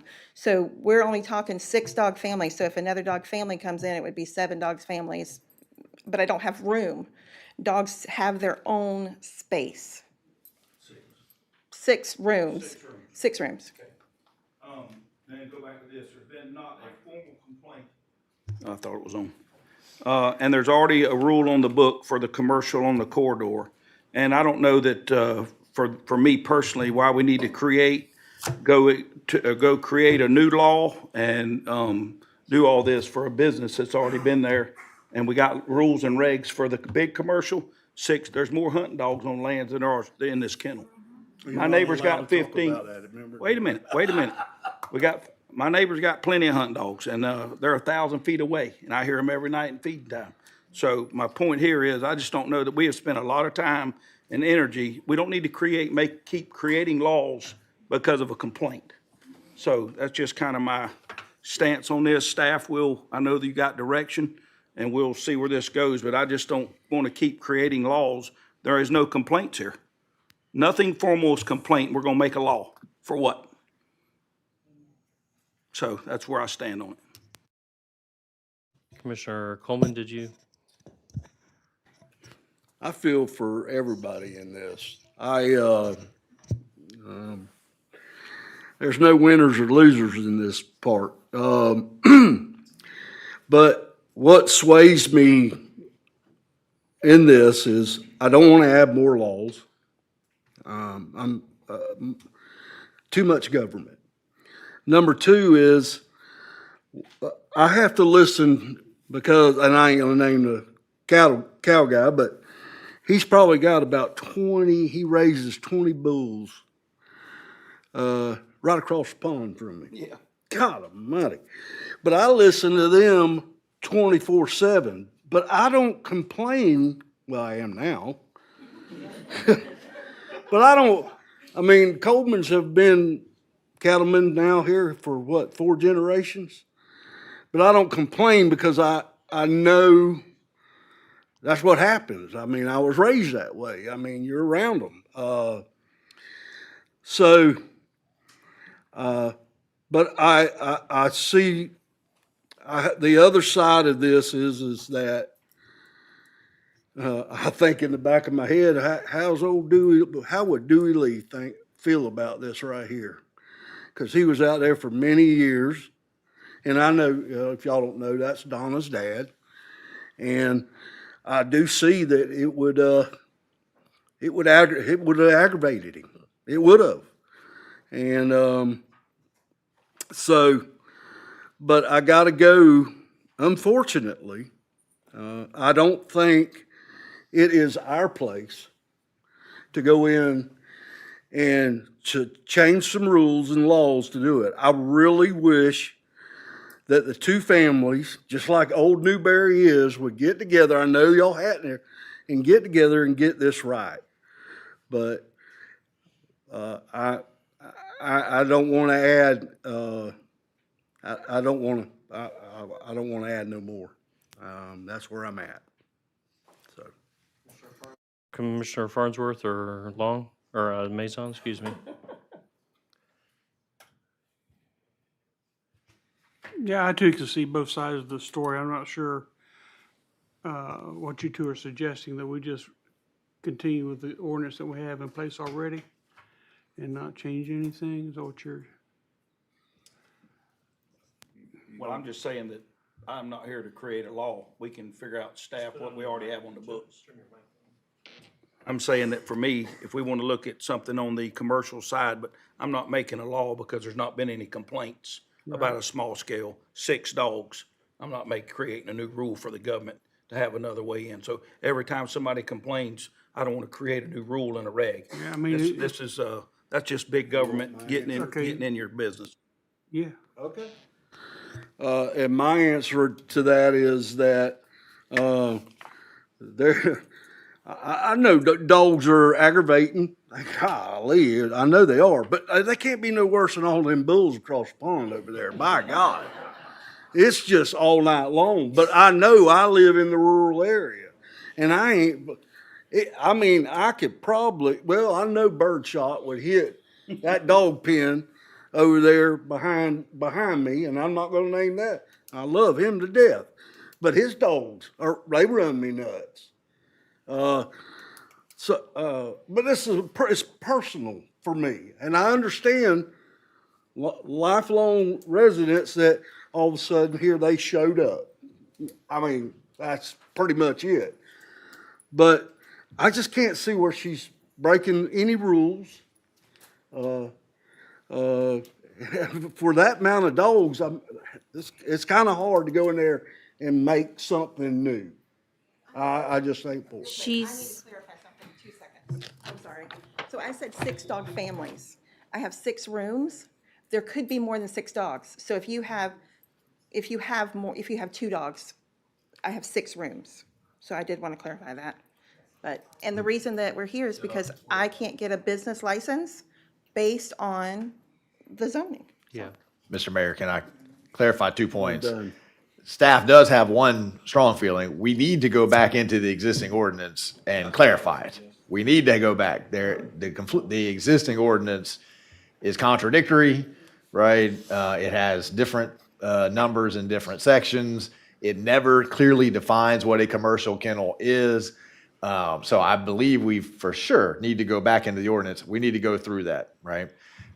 If we do that, but the commission leaves the arterial road section in there, then any small, and again, the conversation before us is not about a specific dog kennel. It's about whether or not this activity, this market is a viable market in our community and has a need. That's the question at hand, right? I know it's real hard to keep that focus because most of the comments are very specific and some of them are very emotional, but you guys, y'all's job is to separate the emotion of the applicant and the folks in front of you and just ask, is this something that should be allowed, right? If you leave the arterial road, then any small scale kennel that's not on an arterial road would be breaking the rules, right? And again, per commission policy, I said this the very first time this conversation ever came up, Newberry's code enforcement is complaint driven. So you have to fill out the form in your own words. Staff cannot fill out that form for you. You have to write down what the problem is and you have to sign it. That's what triggers, right? But if you leave the ordinance the way it is, then every small scale kennel in our community would be breaking the rules, right? So we need to answer the arterial road.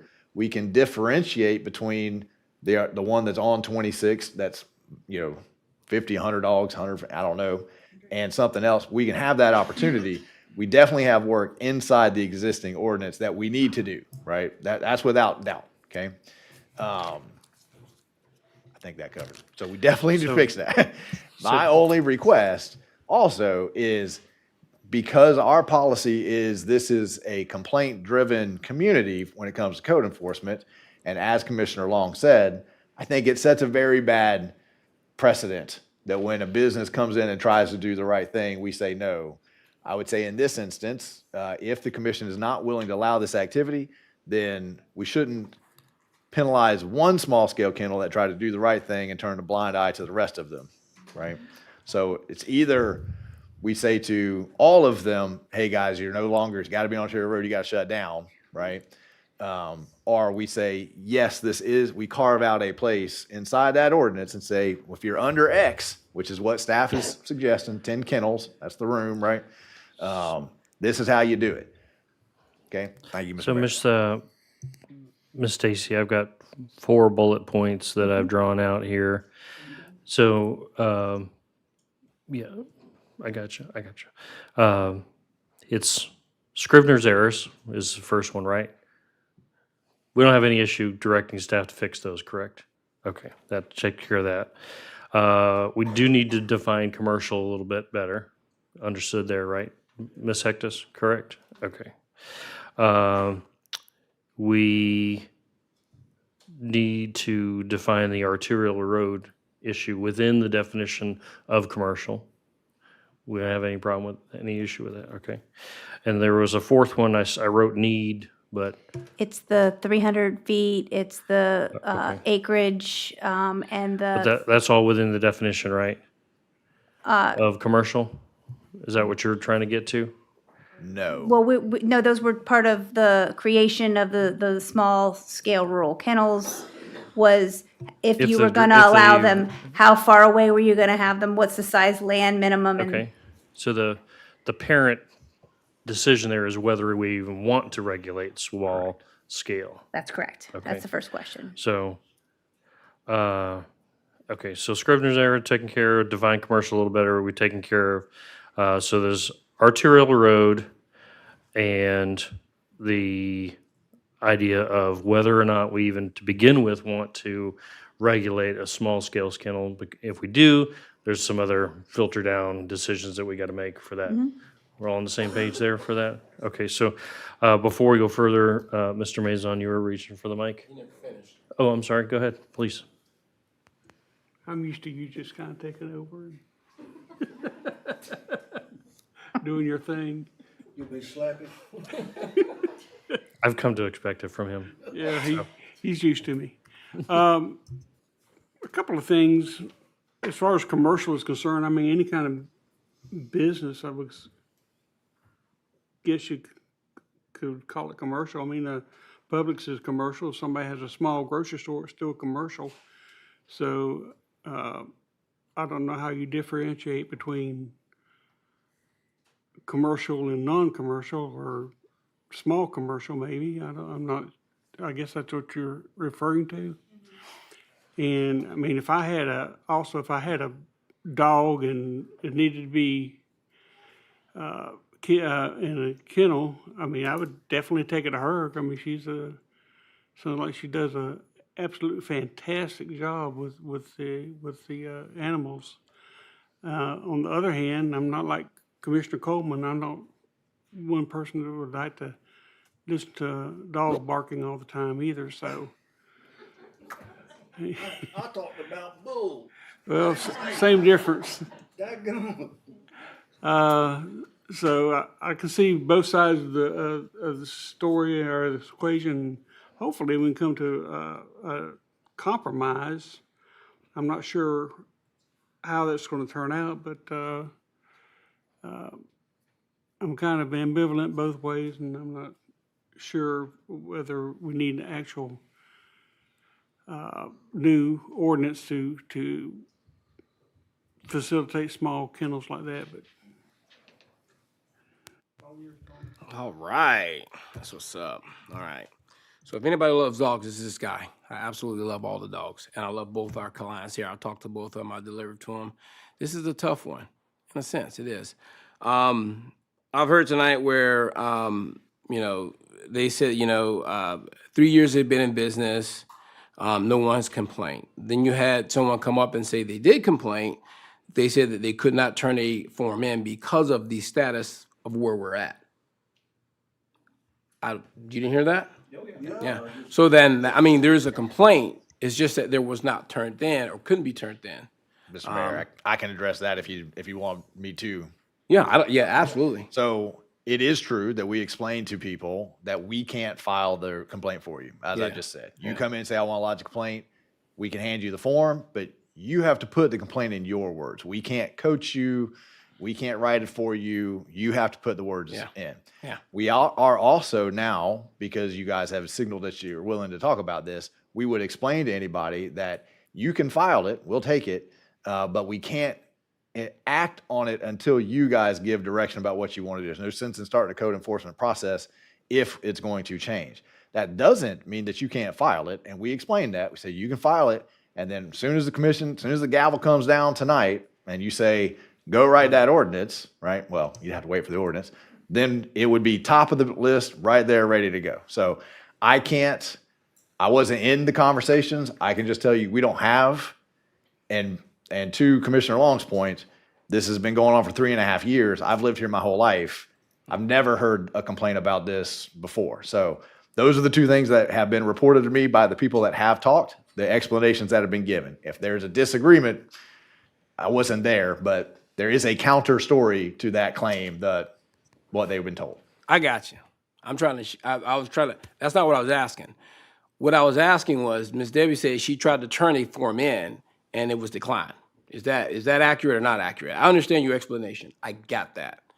So you're saying that wasn't, okay. I just wanted to clarify on that. The second thing is I hear just because no one complained in 3 years doesn't mean that they were happy about it. And what I mean by that is where there used to be a breeding facility, and there is a difference, in my opinion, I could be wrong, but I mean, I'm a farm boy from High Springs, raised on a farm my entire life with dogs, cows, everything. And when you breed puppies are not as loud as dogs. They aren't. And I'm not saying I'm for or against. I'm just trying to give you guys my perspective on this. So when you hear somebody saying no one complained for 3 years, it doesn't mean that they didn't cope with it until they knew, oh, so that's what that is over there, and now we can? Actually, no.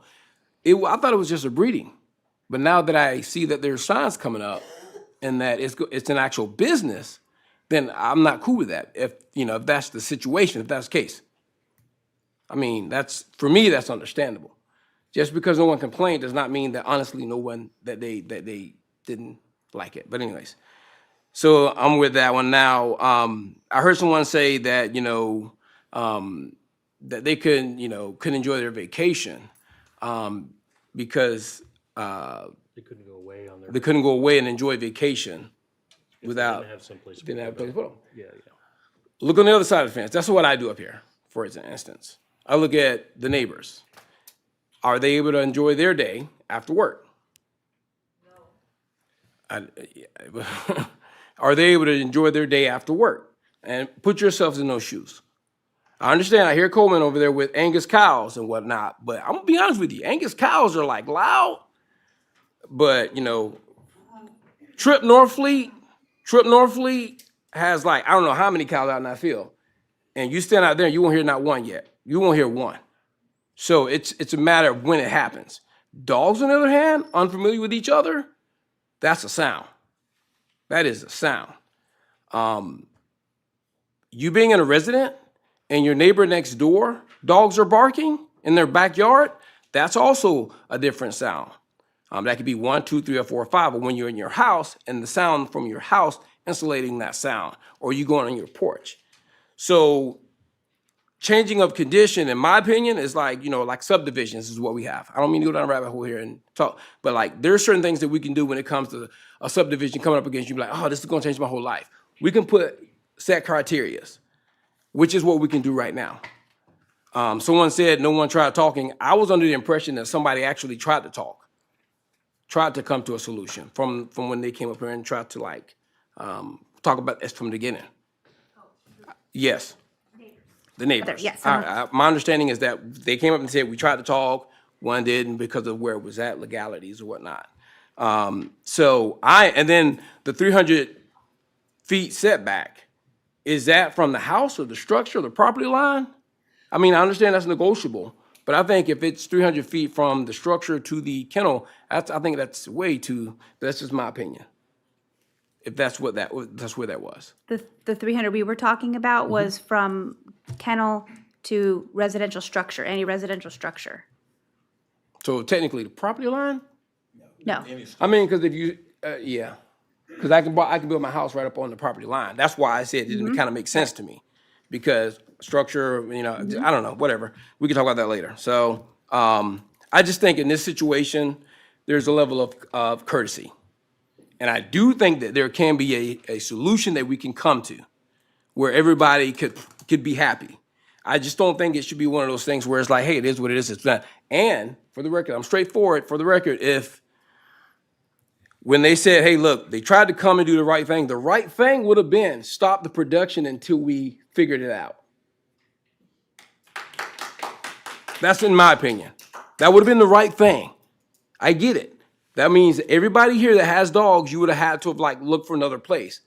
And it's inconvenient. I get that. But my job up here is not just to look at what's convenient and what's not convenient. It's what's best for the city of Newberry and the guidelines and the rules that we set. So the right thing would have been for her to actually like go to the city and say, pause it. Okay, let me do the right thing. I did come to you. Let me pause this real quick. Let me email my citizens, my customers, and then tell them it's going to be a slight delay. And then you hold that down. And then I personally think the respect would have been better there. It would have been, you know, a collective, respectful, mutual understanding. So that's where I'm at with this. I can't wait to, you know, talk more about what we can do, because I think there is something we can do here as opposed to what's happening right now and where it's at right now. That's all I have. Okay. So going back, the two things we have not spoken to are the arterial road issue and defining a small scale kennel, correct? We're on that page? Okay. So I guess the asterisk of whether or not to keep it on an arterial road is really pertains to whether it's commercial or small scale commercial, I guess. Do you agree that a commercial, what we would traditionally consider a commercial kennel stay on an arterial road? Would you agree to that? This is sort of separate from any kind of small scale discussion or definition. Would you prefer that the commercial stuff, the more retail commercial kennel stuff, stay on an arterial road? Yes or no? Commissioner Coleman? It's more than a yes or no. Okay. Oh, my thing's on here. They can do it from the back. What, the way I look at that is,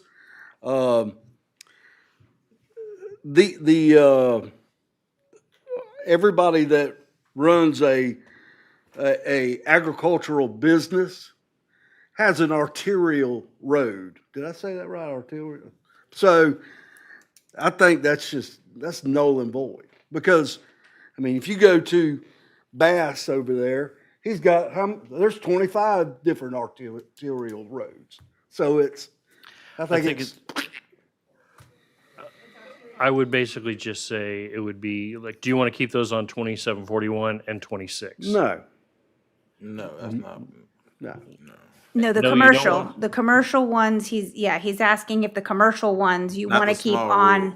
not the small rule. Okay. Yeah, The that's what we're commercial, saying, the bigger asterisk. ones want to be on a 2741, a 26, those type of arterial highways is what they were talking about. Yeah, Yeah, well, I think Yeah. first main thing you road, need to do the is main road. define I what know commercial is. Yeah. the main what's- road. What is commercial, what is, Well, that's the Not asterisk. commercial. Well, it's the That's the number of asterisk part. dogs. That's the asterisk well, part. we don't have that number though. That's, yeah, so that's the asterisk part of what I was saying. And then if you wanted to go to small scale, you gotta go down that road and start defining that too. So for purposes of the arterial road bullet point, let's consider the commercial is the larger scale, non-mom and pop type entity that would be on a main drag. Is that agreeable or not agreeable? I agree with that. Okay. Commissioner Long? Yeah, that's why we need a small rule. Okay. Commissioner Farnsworth? Yeah, but I think that's already covered, right? That's why I said In the we need current- ordinance. It is currently. Yeah, it's already, I mean, it's. And what Commissioner, we have currently. and Commissioner Clark? Yeah, I'm not into making no more ordinance. We got a current rule. and Okay. So I want to. Okay, well, that's a good, so that's a good segue to the last item about, do you want to define? He's got 4, so he don't care. I thought you. I thought you already said yes. Okay, I'm sorry, what? I say yes, but Okay. because this is gonna be over and everybody's gonna leave, Okay, as soon as this is all over with, my opinion, and I would think most of my constituents would agree with me, that we're putting so much government into a bunch of dadgum dogs. And I wish it could, once again, could be handled between here and here. I really do. I hate adding more government to stuff, and that's all I got to say. okay. So a segue to the other comment, and I'm just trying to keep the conversation moving, guys. As far as, do you even want to then bother defining the small scale stuff? It sounds like you're a no on that, because and Commissioner Farnsworth? I think we should. but- I'm sorry, Commissioner Farnsworth? No. No defining that. Commissioner Long? You do? Commissioner Mazon? Mr. Mayor. Okay, I think we have one thing that we might not be communicating well. Okay? The ordinance that we have, if you leave the arterial in it, these can only happen on arterial highways, which are best defined as 26, 27. That means there are no kennels that are not on 26 or 27. So if you leave the arterial highways, now if you attach a number to it, then you say, look, if you're over X, staff has put up 10 as a place to start. If you're over X, then yes, you are a large scale kennel dealing with lots of dogs. You got to be on 26, 27. If you take the arterial out, the flip side of that is then that anybody could come and they could put 50 kennels, 100 kennels, right? So I just want to make sure we're having the right conversation, right? If you leave the arterial in, you're limiting kennels to 26, 27, okay?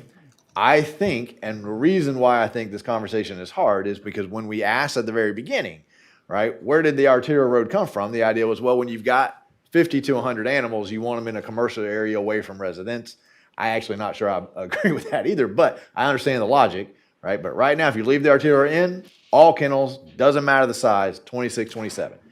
If you want to prevent the 100 animal kennel from happening in the country, then you need to give some guidelines, as Commissioner Mazon said. What is the compromise position here to have not the 100 ones, but the 10 kennel ones don't have to be on arterial road? What are the stipulations, the setbacks, the buffering, those kind of things? That's the sum of the conversation we're having right now.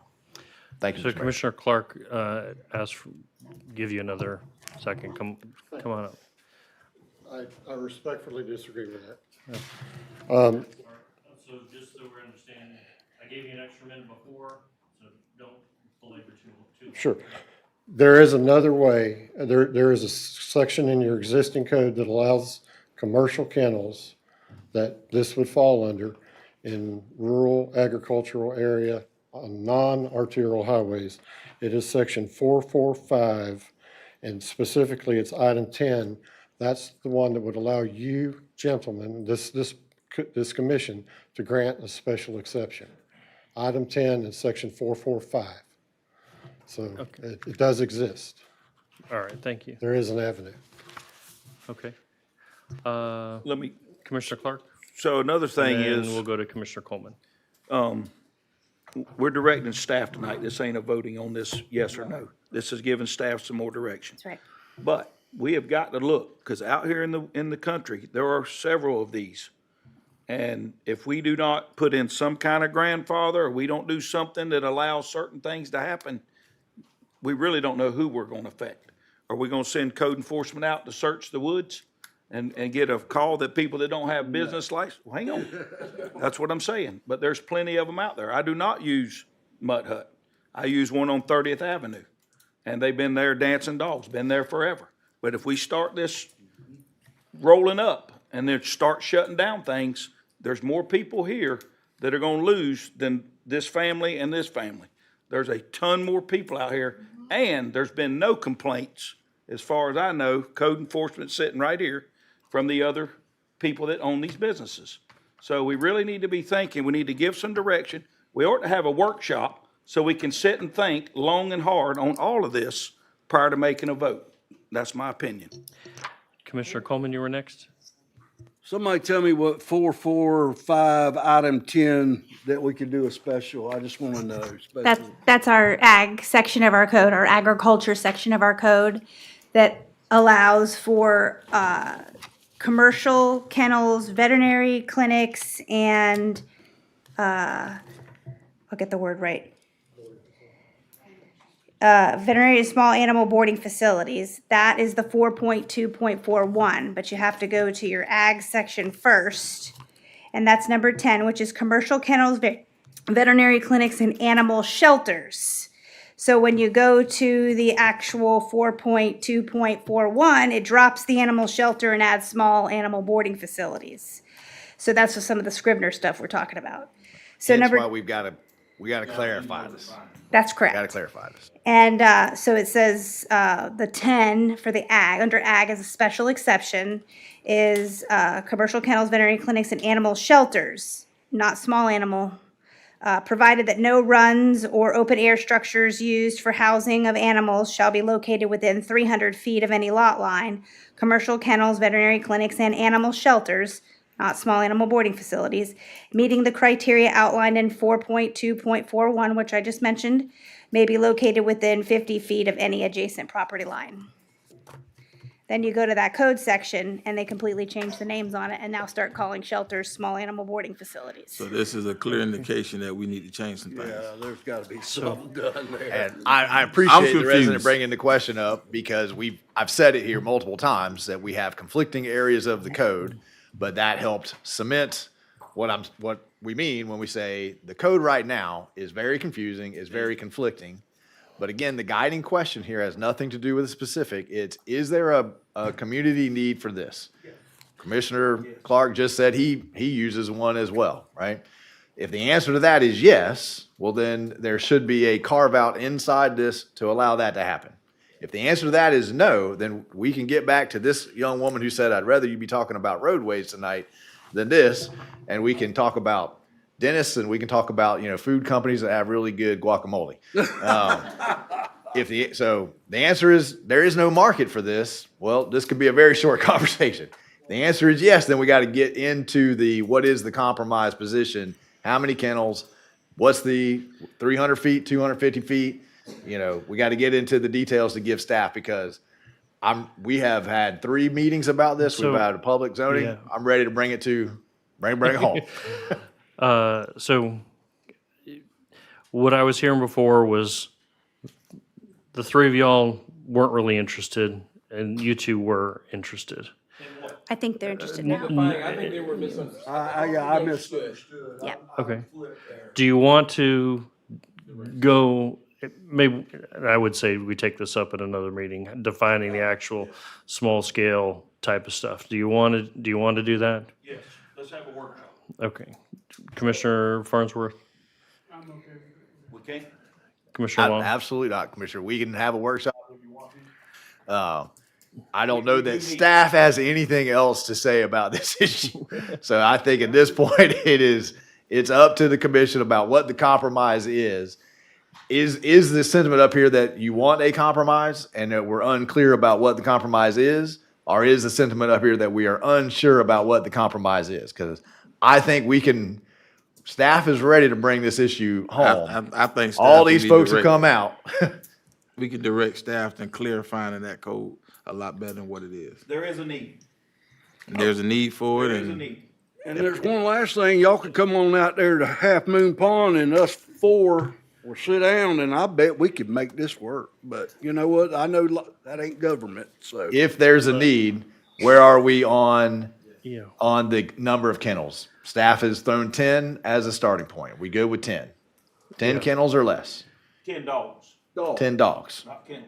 Okay, so I thought it 10. was 12. Well, that's one specific person has 6 kennel rooms who can Was- put I 2 could- dogs in each room, right? Hold on one. so I do have a question. Ms. Stacy, what is the limit for a person to have for dogs at their own individual house? Like, how many can I have at my house? We don't regulate that Person. here in Newberry, but Alachua County does. And that's how much? And it's 20 for your personal before you come to a threshold of where they're going to be talking to you about you doing can have something. 20 dogs at your house. Yes, 20, yes. In Alachua County. Up to, what is it, a quarter acre? I mean, you can There just were- have a quarter acre and have 20. That's get out of correct, town. you can. It's 20 is where they start pushing you into a kennel of some sort or a 5013C, those types of scenarios. It was a little shocking to us as we learned. Well, and it's kind of hard to, I wouldn't use Alachua County as our reference. That's my opinion, mine. Right, well, they just asked, and that's what we've had, the number we have right now, so. 300 feet. If I buy land and there's cows all around me and I build my kennel, and somebody comes else and builds a house inside that 300, I'm in. I was there first. If I buy land and there's houses around it, I have to make sure that kennel is 300 feet from the residence to the kennel. Where are we on that point? That's a good. That's a good start. Okay, because remember, That's 100 what we would ideally get tonight is an answer, a head nod from 3 to direct staff. If there's no interest, if there's no acknowledgement of a public need, question's done, we just go back and we fix the Scrivener's errors. If the answer is yes, then we will direct Nicole to take her precious time away from Sandia Park, Countryway 2, all of the things that we have her on, and write up what you guys tell us, right? At that point, it may be a good time, once we have something written, to then come back in a presentation or a workshop, whatever the commission desires. But I believe that the public needs and is owed some movement on this. So we got Arterial Road, there is a need. We got 10 dogs. We'll figure out how to write that. What was the head nod on 300? I'm a no. 300 feet from the kennel to the, is there a number you're thinking of? Well, I mean, when you, One thing, when you say that, is there a need? Well, some people think there's a need for a McDonald's, and then there's a lot of people that say, no, we don't need a McDonald's. I was just counting head nods. So 3 people said there was a need. Okay. So that's why. I think there's a need for this. Yeah, that's 4. I was clear with that, but that 300 feet, But is the need for the business or the need to regulate the business? There's a need to regulate this business. I think there's a need for the business. I think we need to actually.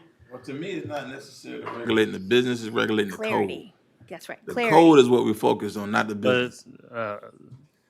And that's what we have to be In more essence- sensitive You're about. still Clarity with Sounds like some same. regulation essence- because you're reducing it from a big commercial kennel, you're reducing it, making it a smaller version. So, The word commercial is not where I'm at either on that. Let us go back to the. At least this is Are we all good easy. on 10 acres? At least it's easy. 10 acres is good. I'm good with 10 acres. And we're good with, there's a need. I got 4. Yes. Commissioner Farnsworth didn't say he was against it. He just asked the question. And then, help me out, Stacey, we The got dogs. 10 acres, We'll work 10 on the dogs, dogs. Yep. right? 300 There's feet. arterial road is the need. So if there's a need, then we say, if once you're over this much. So the only thing that we're really discussing is actually the same topic that we were discussing the first time. What is the appropriate distance? Yes. Do you have a number in mind, Commissioner Maison? Throw a number out. Yeah, I'll throw. It's not like an auctioneer, man. Auctioneer. It's about I say 300. You say 350. Okay, so there's two things, because you said, Okay. like an existing person that lives there. Right. Yes, I think if somebody moves in and they decide to do this business, I think it should be from the property line, not the structure. I think it should be 300 feet. Okay. From the property. You're talking about you live there. If I live buy there, 10 somebody acres, comes in, yep, right? from that Then property I have- line. so it's a 300 who comes because I'm first. there first. Right. Okay. You know. Now, if I move there, then that's different. Okay. If I'm saying that correctly. No, I follow you. It's just it's If tough somebody for moves to staff you, write if that somebody up. moves near, Right. like if somebody else moves near them, then they don't have. Then I think it should be 300 from the. I think it should be 500 from the structure to the property or to the kennel. Would you compromise at 500 feet from the kennel to the nearest residence? That's Compromise. a lot, bro. You say that's a lot until you go out there and you see that. That is not a lot. How about 400? If we're at 3 and you're at 5, how about 4? I don't think, some of those properties aren't even that big. These properties ain't even like this. They're Yeah, long they're- and No. skinny. They're divided up. Yeah. They're broken up. You cannot. Hence the why reason we why have an staff issue. is suggesting to go away from a setback because some of these are long and skinny. Yep. And we heard you loud and clear say that you do care about who is there first, right? So 300 feet from the residence answers the majority of the concerns that you guys raised. If it's a 300-foot setback, depending on the shape of my property, I may by default be out of the business. If it's 300 to the residence, now we're getting into Commissioner Maison's concern about who's there first, right? If I build my kennel and there is no house, and you build your house up against my kennel, you made that choice. If my kennel's going in, then I have to ensure that my kennel is at least 300 feet away from your house. Whatever the number is, that's what you're here to tell us, but that's the ideology behind the suggestion. And keep in mind, it's 10 acres. So 300, 10 acres or more. I got one nod on 300, 300. Commissioner Coleman? Man, they keep green lighting this without even me. The people in the back can turn it on if they, Oh, okay. So here's the deal. If these two folks would sit down, good people, both sides, and work this out, we don't need to keep adding government. Just sit down, come out there to the pond with Ricky Coleman. We'll go in there in the barn. Y'all can look at all my woodwork. Sit down, and we'll work this out. We don't need to add more government. But that won't affect the next group that comes. Well, they'll come out there too if the good Lord keeps me here. I just think this is, it's gone way too long, too far, and here we are adding more stuff to government. What is your answer? What is your suggestion? I just gave it. For them to work it out themselves. Well, it's been since February that, and they But haven't where worked is it out. for the government to work it out? It's up to us to make the ordinances and the laws of the city. Well, there wasn't one there, so I guess we're gonna have a workshop, 4 workshops, come back and sit down over a dadgum kennel and. that has no formal complaint on it. It has no form. Or any other formal complaint on any other kennel in the city. I just, man, It's terrible to me. We do need to. Mr. Mayor, I completely hear and agree with the concern about getting the government involved in it. However, I think at this point, we clearly have community discord. That's when government steps in to set the rules so that everybody has a clear guideline about how we do this. And I've heard the majority of you up here say we need to figure out a compromise. That's exactly what staff is asking you. What is the compromise? I've got 4 of you that said there's a need, so that means we got to figure out the compromise. Like it or not like it, we got to figure out or you got to change that answer and say there isn't a need, leave the arterial road in, and then we can move on with the agenda. We still go back and we fix the Scrivener's errors, right? But if there's a need, we've got to answer some of these questions. And whether we have a workshop or not, I'd like to have some advancement and progress towards this so we at least have some things written down we can take to you, say, here's it in writing. What do you think? We kind of got 3 of the 4 things And it's the defined. We got 3 of the. I got 4 of the 5. 300 4 of feet the is where we 5. stuck at. Okay, 4 of the 5. 4 of the 5. We've got at least that part taken care of. Let's call it a night on this item. We'll bring it back again and try to figure out the rest. Despite the fact that nobody wants to, we're gonna have to. Are we doing a workshop or we're not doing a We'll just workshop? bring We're it just back gonna in bring the another language item, back. another item. Bring it back first. Another item. Thank you. Hang on one second. Are you directing staff to bring back an ordinance? Are you directing staff to bring back the same presentation? No, and they say don't need to what's- bring back the presentation, in my opinion. We just need to. So you're ready to draft an ordinance. 4 of you think we No, need we to carve need to, out. we need to table the discussion to get the rest of it figured out. I'm not is what gonna, I've- is I'm what not I've gonna found. direct Nicole to work on this. No, Right. no. Until, which we means get that the, we stay in process, Yeah. which means that I encourage everyone to fill out an official complaint.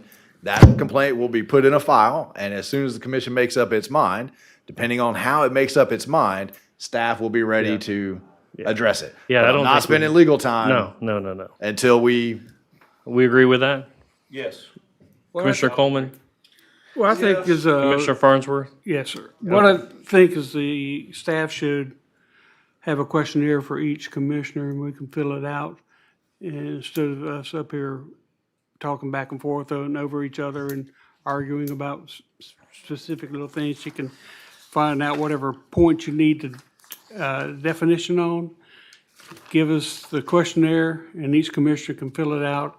And then from that, you can, come up with your own, We can do that, but thing. I'm only hearing of one final point in contention. You guys have answered the other 4, right? And just so you know, any questionnaire that you guys fill out on something that you'll vote on becomes I'm not even public sure record. what 4 things we have. Acreage, 10 acres, right? There's a, first one, there's a need. Acres, there has to be 10. It's limited to 10 dogs, right? The only thing left is what the distance between residents is. That's and just as a historical note, that's the exact same point we've been hung up on. And for the P and Z, we've all agreed on the first 3 since the very beginning of this conversation. We're making 0 progress on coming to a resolution about what the right distance is. But since the first conversation, you guys have agreed on the acreage, you've agreed on 10. We've clarified that tonight with 10 dogs, not 10 kennels. Good, right? So just reminding the commission, we have not made any progress since the first time we talked about this. Right, we have not. One more thing. Well, let me add one more thing, please. Also, any kind of sound barrier. Is that a I thing that needs to be believe, part of this, or? and I think there's a solution there into Commissioner Mazon's comments, and Stacy has it in there. You know, if you are closer, I mean, there can be landscaping barriers, no different than in our small scale residential ordinance. There's a 50-foot buffer and there's vegetative landscaping. We kind of glossed over that there, but I think it's a good thing to consider, right? Because that's, and again, I would say to Commissioner Coleman's point, anytime we're talking about noise or sites, both sides of the property have the ability to address that. I can plant trees on my property if I don't want to look at yours, right? You can plant trees on your property if you don't want to look at mine. We can both plant trees and we can help block the sound barrier, right? Bless you. So we're still in the same place. What is the distance, right? That is acknowledged. My last thing. Commissioner Farnsworth, you were done, right? Yes, sir. Commissioner Coleman? And this is probably, Miss Tiffany could probably answer this, but, here I am trying to get everybody together and let's get this handled. But is there a specific time that the dogs are let out in there, and then the rest of the day in these hot days, they're all inside? Could there be a set, or is there like a set time they're out there playing for an hour, but then they go back inside? And so then the other neighbors would say, you know what, hey, I'm gonna stay in here and watch TV for another hour until the dogs are all put back in. I know that's off the cuff, but see, those things could be compromised there. We could work together. We're Newberry, and I don't know if Miss Tiffany wants to address that or not, but I definitely. Well, our noise ordinance is 7 p.m. to 7 a.m. That's not what I'm talking about, though. I'm talking about so we compromise with the neighbors is what I'm talking about. So, in the morning they're gonna go outside and pee. At noon they're gonna go outside and run around all day, and then in the evening they're gonna go out and pee and play for a little bit there for an hour or whatever, and then they all get shut back up. That's where I'm at. I do want you. I do. I want to know, is that how it works? Or is, because now all of a sudden this went from something I thought was real small to now we're going to have workshops. So Here's the reason that I'm here, though. The reason that I'm here is I picked up the phone one day and I said, I would like a business license. I would like to do this correctly. Had nothing to do with my neighbors. My neighbors were fine. It also had nothing to do with them not knowing that I wasn't in business. I watched their dogs. I watched their horses, and I watched their horses. So they knew that that was the business that I was in. They knew for 3.5 years that was the business I was in. They called it my side hustle. They knew that that was the business. It has nothing, we're not here to fix a neighbor squabble, essentially. We could fix a neighbor squabble, but I would still be here because I wanted to do things correctly and I asked for a business license. I want to do this correctly. The people behind me my clients deserve to bring their dog to a business that's doing things correctly. And that's where I'm at. I'm either going to do this correctly under the direction that you guys set forth, or I'm not. There's a lot of people that their lives would be hurt, mine included, but I want to do this correctly. Absolutely, our dogs have a schedule. They they play. If you want to know anything about our dogs, pop on Facebook. I have been very vocal and very out there. We had a video. We've done a lot of things. I'm not hiding how I do things. At any point, any of you can come for a tour. But the root of it is, I started this. I am the problem because I wanted to do it correctly. For that, I will never apologize, but I am apologizing for the time, the money that has been spent on something that I don't feel should have taken this much time and this much money. I appreciate the consideration that you guys are spending. There are other kennels like mine out there. We all deserve to be able to run a business either correctly or for you to give us direction and say, no, you need to shut your doors. And that's kind of where I'm at.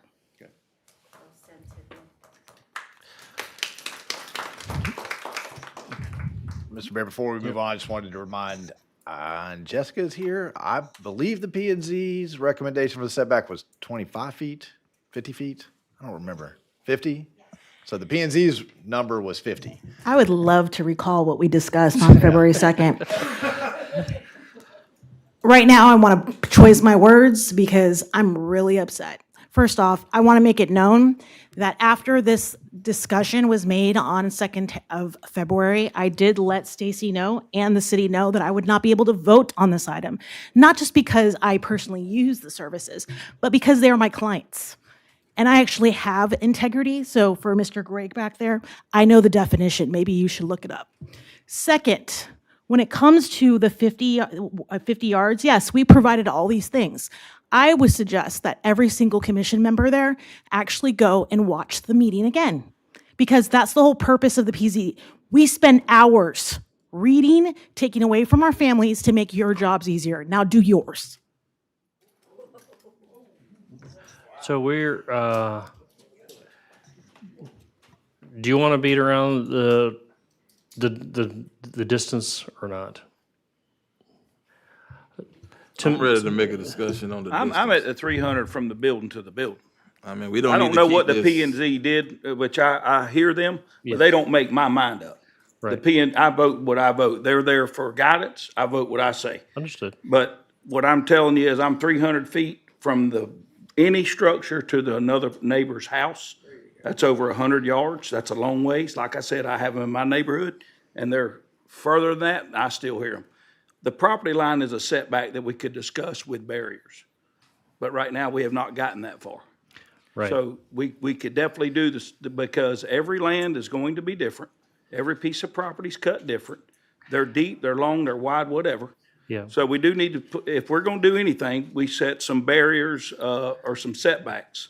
And I know Commissioner Maison is in a different thing, but we Yeah. gotta be away from the house. Yeah.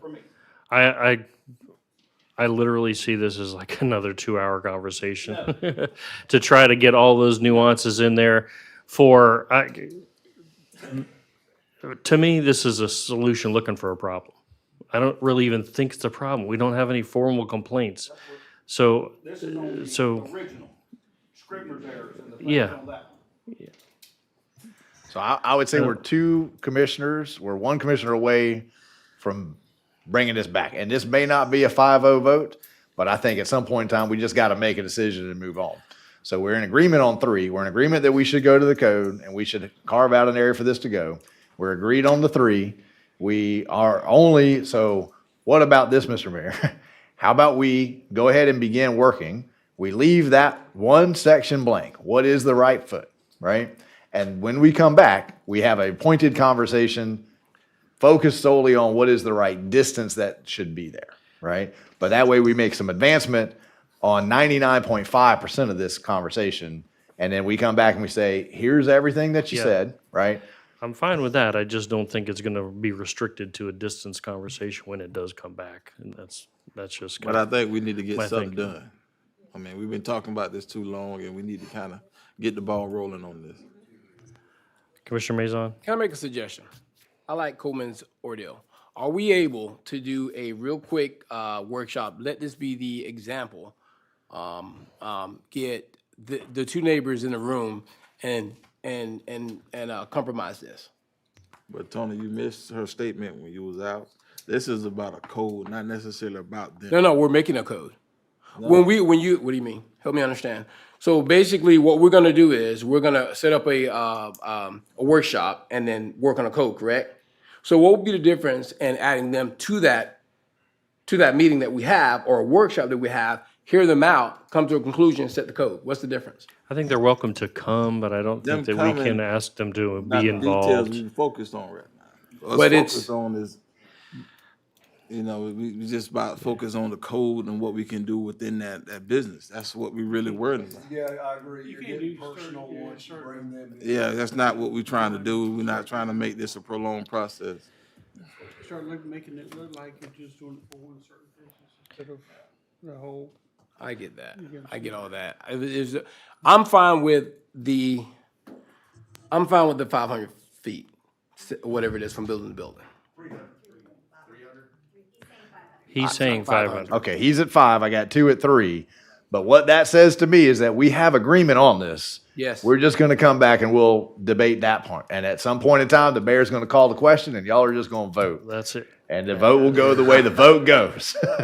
And yay or nay, we're going to fix all the Scribner's errors. We're going to have that done. And then we'll just come back, the 10 acres, the 10 dogs, the arterial road, exception for small, we'll be all in there and we'll just have to debate what is the distance. That sound good? Academically, I feel like we move forward, but legislatively, Madam I don't- Attorney, do I need don't that feel in a motion? Like we did. No, it's just direction. Okay, it's All getting right. late, so I'm getting a little loopy. All right. Moving on. We're back to number 5. And let's take 2 minutes and run to the restroom. We are in recess for 2 minutes.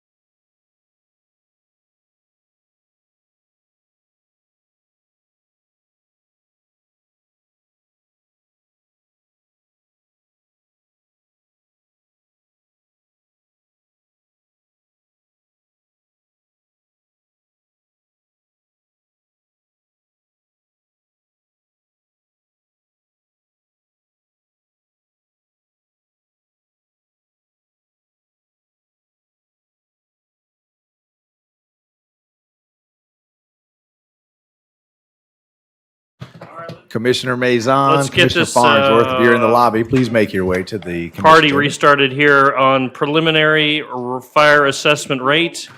I'll call this meeting back to order. All right, preliminary fire assessment rate. Madam Attorney, you got something to read for us? I do. This is resolution number 2026-30, a resolution of the City of Newberry, Florida, relating to the provision of fire rescue services, facilities, and programs in the City of Newberry, Florida, providing authority, purpose, and definitions, providing certain legislative findings, describing the method of assessing fire rescue assessed cost against assessed property, establishing the estimated fire rescue assessed cost, and annual fire rescue assessments for the fiscal year commencing October 1, 2026, directing the preparation of an assessment roll, providing for hardship assistance, providing for vacancy adjustment, authorizing a public hearing and directing the provision of notice thereof, providing for the method of collection, providing for application of assessment proceeds, providing for severability, conflicts, and an effective date. Thank you, Madam Attorney. I was trying to look in the backup and see if was supposed to have something in here. So I missed some of what you're reading. Are we setting a rate tonight, or we are just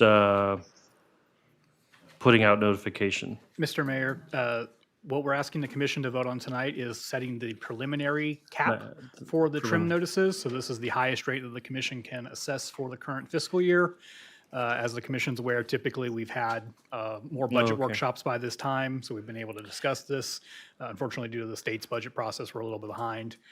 We're requesting that the commission set the preliminary rate. Again, that's the cap, just gives the commission the ability to adjust that rate further on through the budget process at the maximum rates.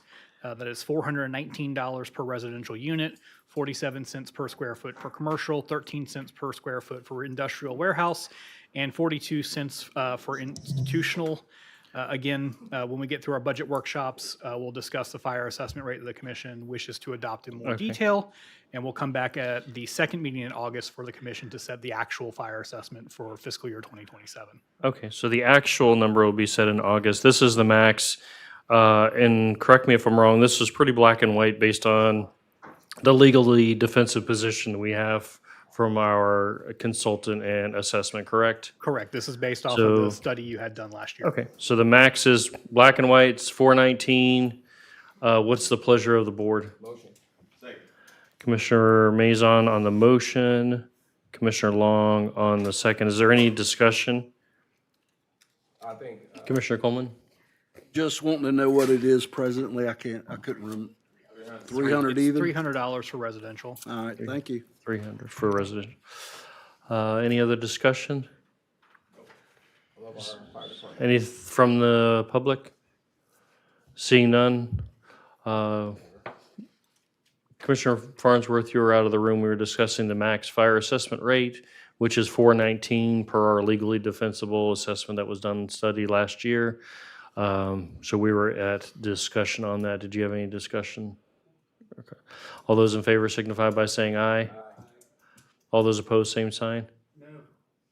Motion passes 4-1. Site and Development, Heartland Dental. This is a quasi-judicial.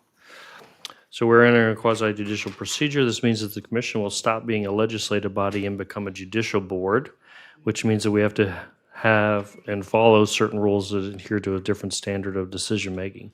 The primary rule we must follow concerns testimony, and the substantial and competent evidence standard must be met when the board makes a decision. The standard states the following, quote, "All public testimony will be taken under oath. Everyone testifying will be subject to cross-examination. All documents and exhibits shall be entered into evidence. The giving of opinion testimony is limited to experts. Closing arguments will be limited to the evidence of record."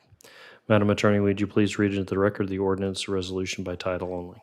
Resolution number 2026-23, petition number SDP 26-04, a resolution of the City Commission of the City of Newberry, Florida, approving a site and development plan and development conditions for a project known as Heartland Dental within the Highland Park Plan Development, consisting of approximately 1.27 acres, identified as a portion of Alachua County tax parcel number 01932-009-000, and providing an effective date. Madam Clerk, could you swear in the parties that were willing to speak tonight? Please stand, raise your right hand and state your name. Thank you. Did Oh, you sorry. want to Sorry. read the? I guess I was thinking, did you say Bill Clymer? Bo Clymer, got it. That's what I was sitting here thinking. Do you swear or affirm that the testimony you're about to give is the truth, the whole truth, nothing but the truth? I do. Got it. Thank you. All right, let's have a disclosure of ex parte communications. These are any communications or transmissions of information that may have bearing or influence on the voting decisions maker, voting members' decisions. And we'll start from my immediate right, Commissioner Mason, Commissioner Long, Commissioner Farnsworth, Commissioner Clark, Commissioner Coleman. None, but I do need dental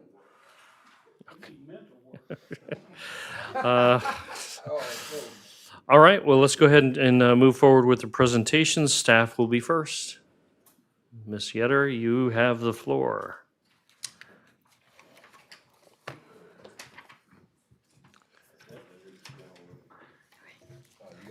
Thank you, Mr. Mayor. Lauren Yetter, Community Development Staff. And this is a resolution number 2623 for a site and development plan, which is SDP 2604 for Heartland Dental at Highland Park. Can you raise that mic up a little bit? Is that better? Okay. Yeah. So the question under consideration is, should the City Commission adopt resolution number 2623, approving the petition for a site and development plan and development conditions for a project known as Heartland Dental? So staff recommendation is to adopt the resolution number 2623. We find that with minor conditions of approval, it is consistent with the comprehensive plan and the land development regulations. Just for a brief timeline, so prior PZB and City Commission approvals for Highland Park range from 2023 to 2025. You've seen these petitions a number of times. First in 2023 as a future land use map amendment and a zoning, corresponding zoning map amendment, 2 PD or plan development. Then again in 2024, May 28th, 2024, there was a construction plan, commercial construction plans brought before the commission. And then also in 2025, there was a CDD or a community development district established, which is basically a financing mechanism for construction and maintenance of public infrastructure in planned development specifically. So here's the site information, parcel number 1932-009. The parcel is outlined in blue, but in the next slide I'll zoom in a little bit more. The owner is WMG Acquisitions LLC. And actually, so Heartland Dental is on the left, Chipotle is on the right. That's the next presentation. It's the same owner, same consultant, which makes site design a little bit easier to coordinate for access. There is a front cross access and a rear cross access shown, let's see, in this slide. It's a little clearer to see. And the Heartland site is outlined in yellow or highlighted in yellow. So the rear cross access shown, which is on the back side of the lots, is the main primary access for ingress and egress. And here's the overall site and development plan. I'll zoom in to show the different areas. So that this is the front of the site. And there are 3 entrances to the building, one main entrance on the north side, and then secondary and service entrances on the south side.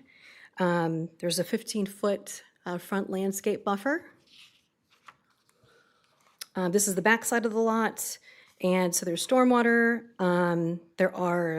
So what's required by code, required based on square feet, and zoning is 30 parking spaces, including one, and additionally 2 handicap, but what's provided is 48 spaces and 3 handicap spaces. Yes. And this is turned so that State Road 26 is on the right-hand side. This is the landscaping plan. And so what's required by code are 14 site trees but 17 site trees are actually provided. And so here's the exterior finishes. You'll see there's the cedar fiber cement siding. There's also this exterior insulation and finishing system or stucco. It's like stucco. It's like a synthetic wall cladding. And then also the bronze metal storefront. And here are the building elevations. You see the west side, north side, and then east and south sides. And so again, staff finds that the petition with conditions listed below are consistent with the City of Newberry's comprehensive plan and land development regulations. The conditions in the resolution are listed. The first two should be before obtaining building permit, a Knox box required, and then also additional infrastructure drawings. There's actually a typo, Scrivener's error. It's not polyurethane, it's polyethylene pipe in a carrier or sleeve pipe with wire, a locating wire, and a blow-off sample point shall be called out on the same page, page 6 of the original plans. And then finally, the third condition is before CO is issued, that the drive aisle is fully constructed and operational, and also the cross-access easements must be recorded. Okay. It's for access for fire. Yep. So the fire department can get in anytime. Yeah, there's a little box that's on there. It's like a master key for the fire. Yeah.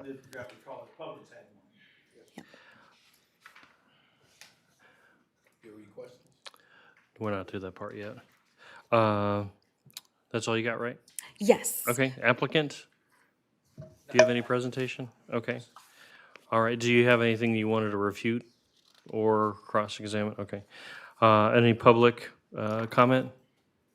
Seeing none. Okay, staff is still at the podium. Is there any questions? Go ahead, I'm sorry. Your presentation was professional, royalty at its finest. Put a crown on it. That's all I did there. Stacy, out of curiosity, like when I came to that workshop when they were talking about the retention ponds, are they able to implement the retention that we saw with this? No. I'm sorry. I'm sorry.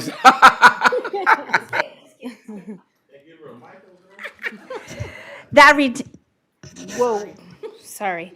That retention was already determined in the master plan of the whole site. Those two big ponds that are behind the commercial area is gonna handle most of that retention. It's already there. Yep. Any other questions for staff or the applicant? They're both here. I do have one question myself. On this one, Ms. Yetter and/or applicant, this is north, correct? North is up? North is up, okay. So I see the handicap spaces on the north side of the building. I see a front door on the north side of the building, but in the elevations, I think it's labeled wrong, or we got the building oriented wrong. Because it looks like this is the front, and it says west elevation. Whereas on the north elevation, I don't see a front door. It might be because of. I think maybe it's just labeled wrong, but Maybe. you tell me. So the building permit, and originally in some of our response letter for the first RAI, a lot of this is going to be handled in the building permit that's already been submitted. So it will match the civil plan in terms of where the front door is at. Okay. So the elevations we're still in flux at that point, but will be amended with I got you. the submittal Okay. in-house. Okay. Bo Clymer. Thank you, sir. Okay, was there any other final argument from staff, applicant, that if there's no further deliberations from the board, I'll entertain a motion at this time? Motion. Second. Okay, we got a motion from Commissioner Farnsworth. Oh, excuse me. Commissioner Coleman, and the second one from Commissioner Mazon, correct? Okay. All right. All right. All right. And Madam Attorney, could you advise the decision-making body of applicable law and factual findings before we vote? Yes, Board, you have to base your decision on the competent substantial evidence that's provided to you either via testimony this evening or the documents that are in the backup to your agenda item. Thank you, Madam Attorney. And all those in favor, please signify by saying aye. Aye. The ayes have it. Motion passes unanimous. Okay. Sir, if you need someone to show you a smile. He's just, he's not the dentist.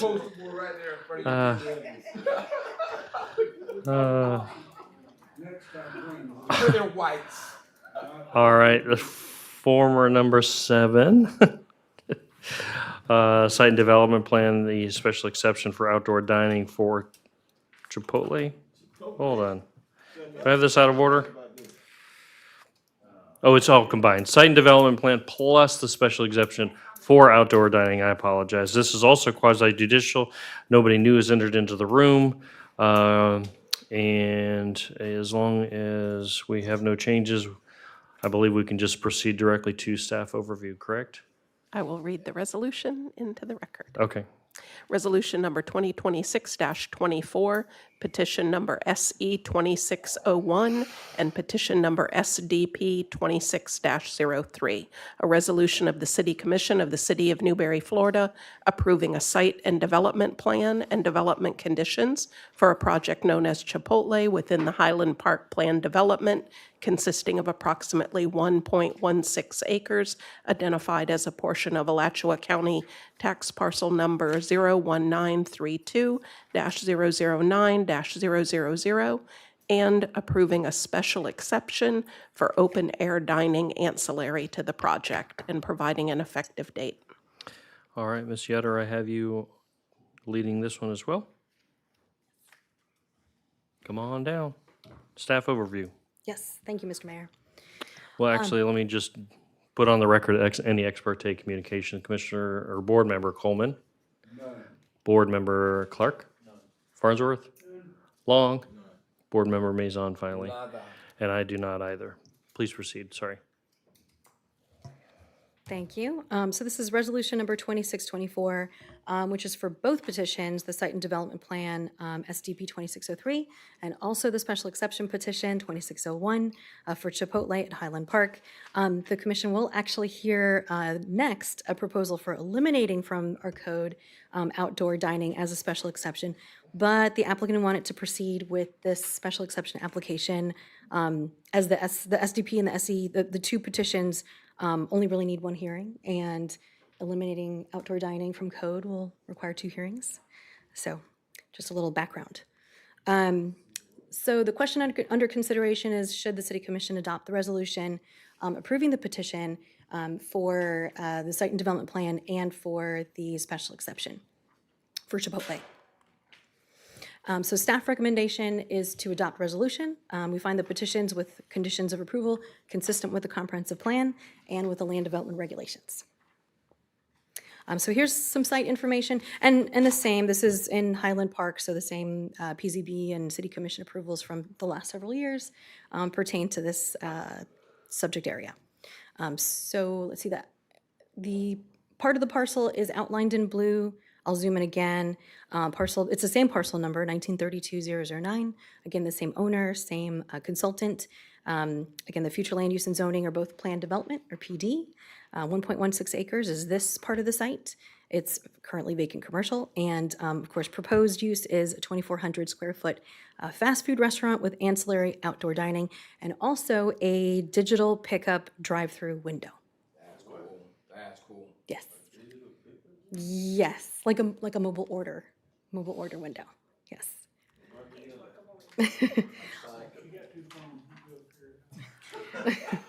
So Heartland Dental's on the left, Chipotle's on the right. It's highlighted in yellow.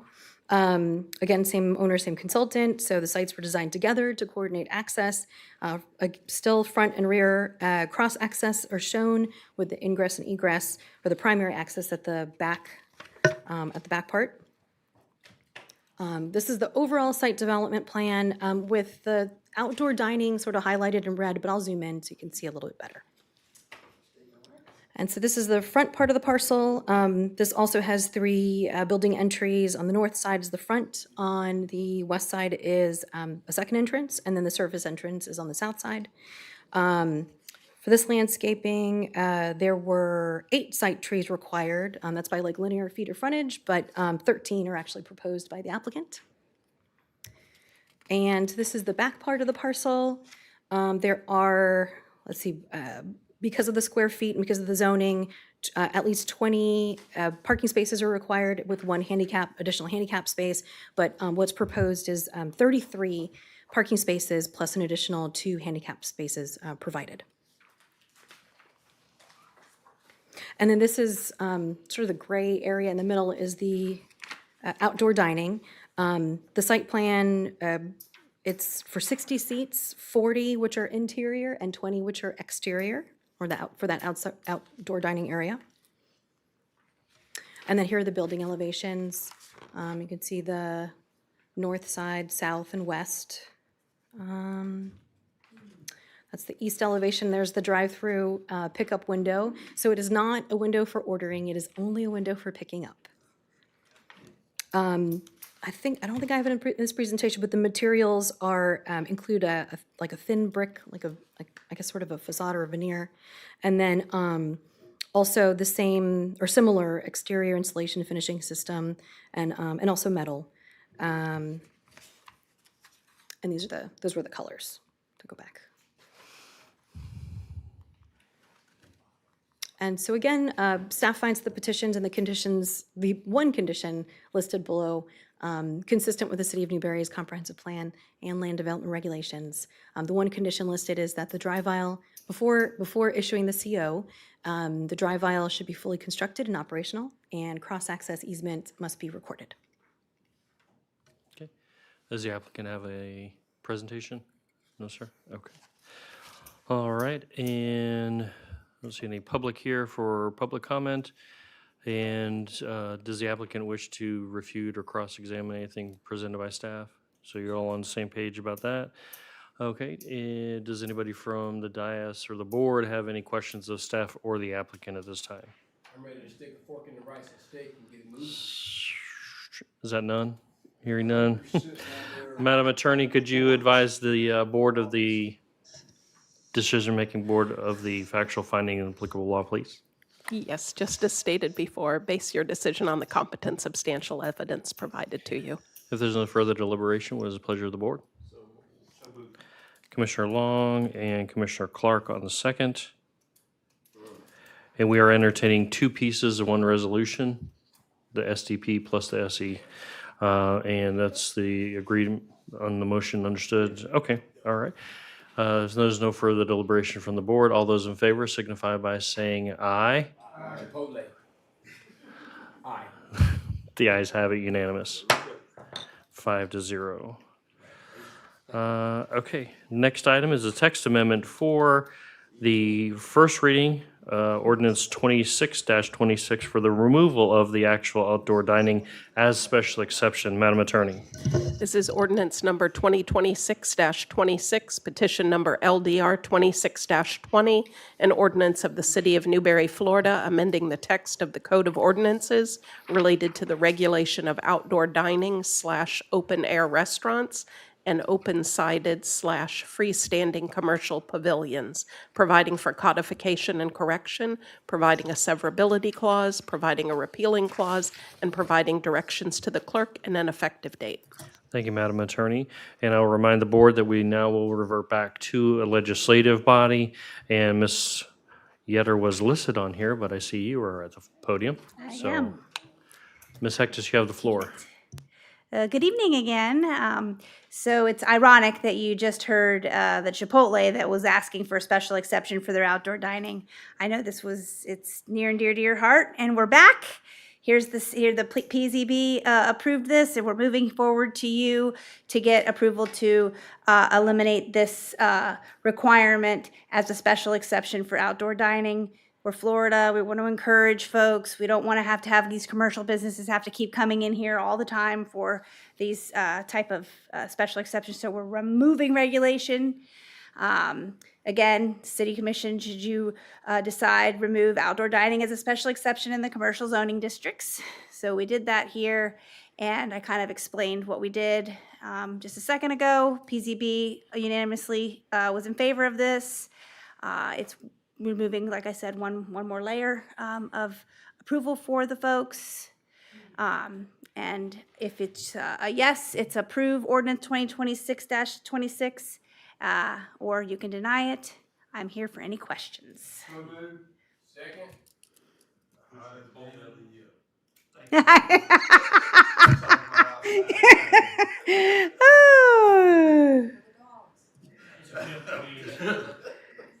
We have a motion on the floor. It's been properly seconded. Coleman and Maison, respectively. If there's no further deliberations or comments from the dais, all those in favor signify by saying aye. Aye. The ayes have it. The ayes have it unanimous, 5-0.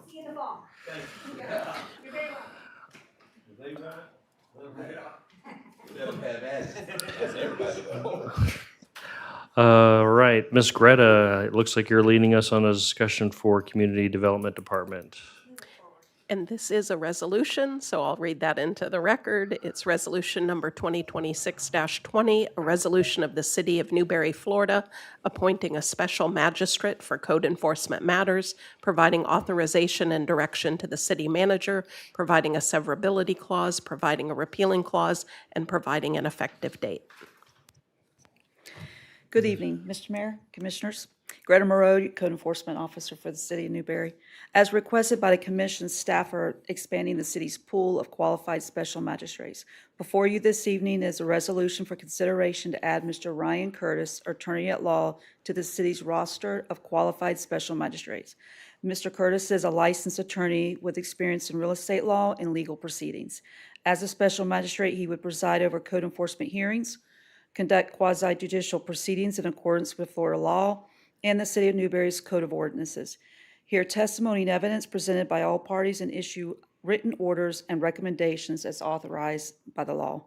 Maintain a pool of qualified special magistrates, provide the city with flexibility in scheduling the hearings, ensures the efficient administration of code enforcement hearings when conflicts of scheduling issues arise, and helps the city conduct timely and impartial code enforcement proceedings. Staff has reviewed Mr. Curtis's qualifications and recommend that the City Commission approve Resolution 2026-20 to appoint Mr. Curtis to the city's pool of special magistrates. This appointment would allow Mr. Curtis to serve as needed, subject to future hearing assignments. At this time, staff are available to answer any questions, and Mr. Curtis is present should the Commission wish to hear from him before acting. Second.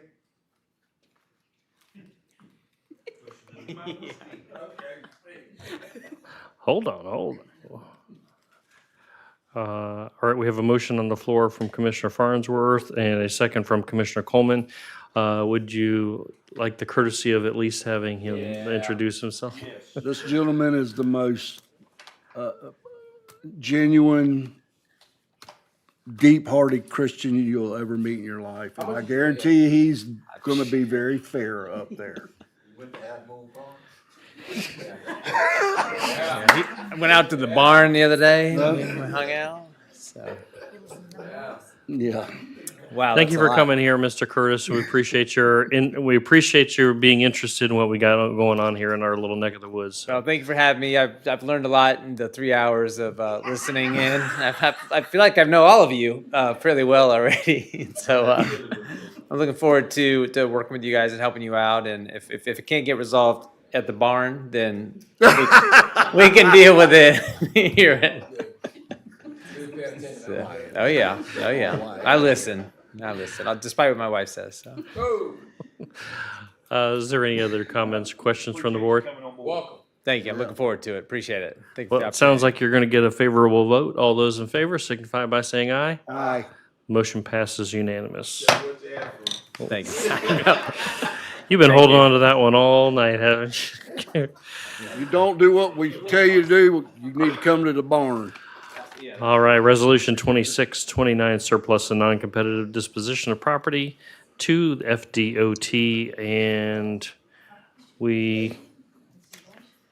well, this is written a little bit differently. Do we have a resolution on this, or? We do. It is resolution number 2026-29, a resolution of the City of Newberry, Florida, declaring certain real property as surplus and authorizing the non-competitive disposition of that real property to the State of Florida Department of Transportation to serve a public purpose, providing direction to the mayor and city manager, providing a severability clause, providing a repealing clause, and providing an effective date.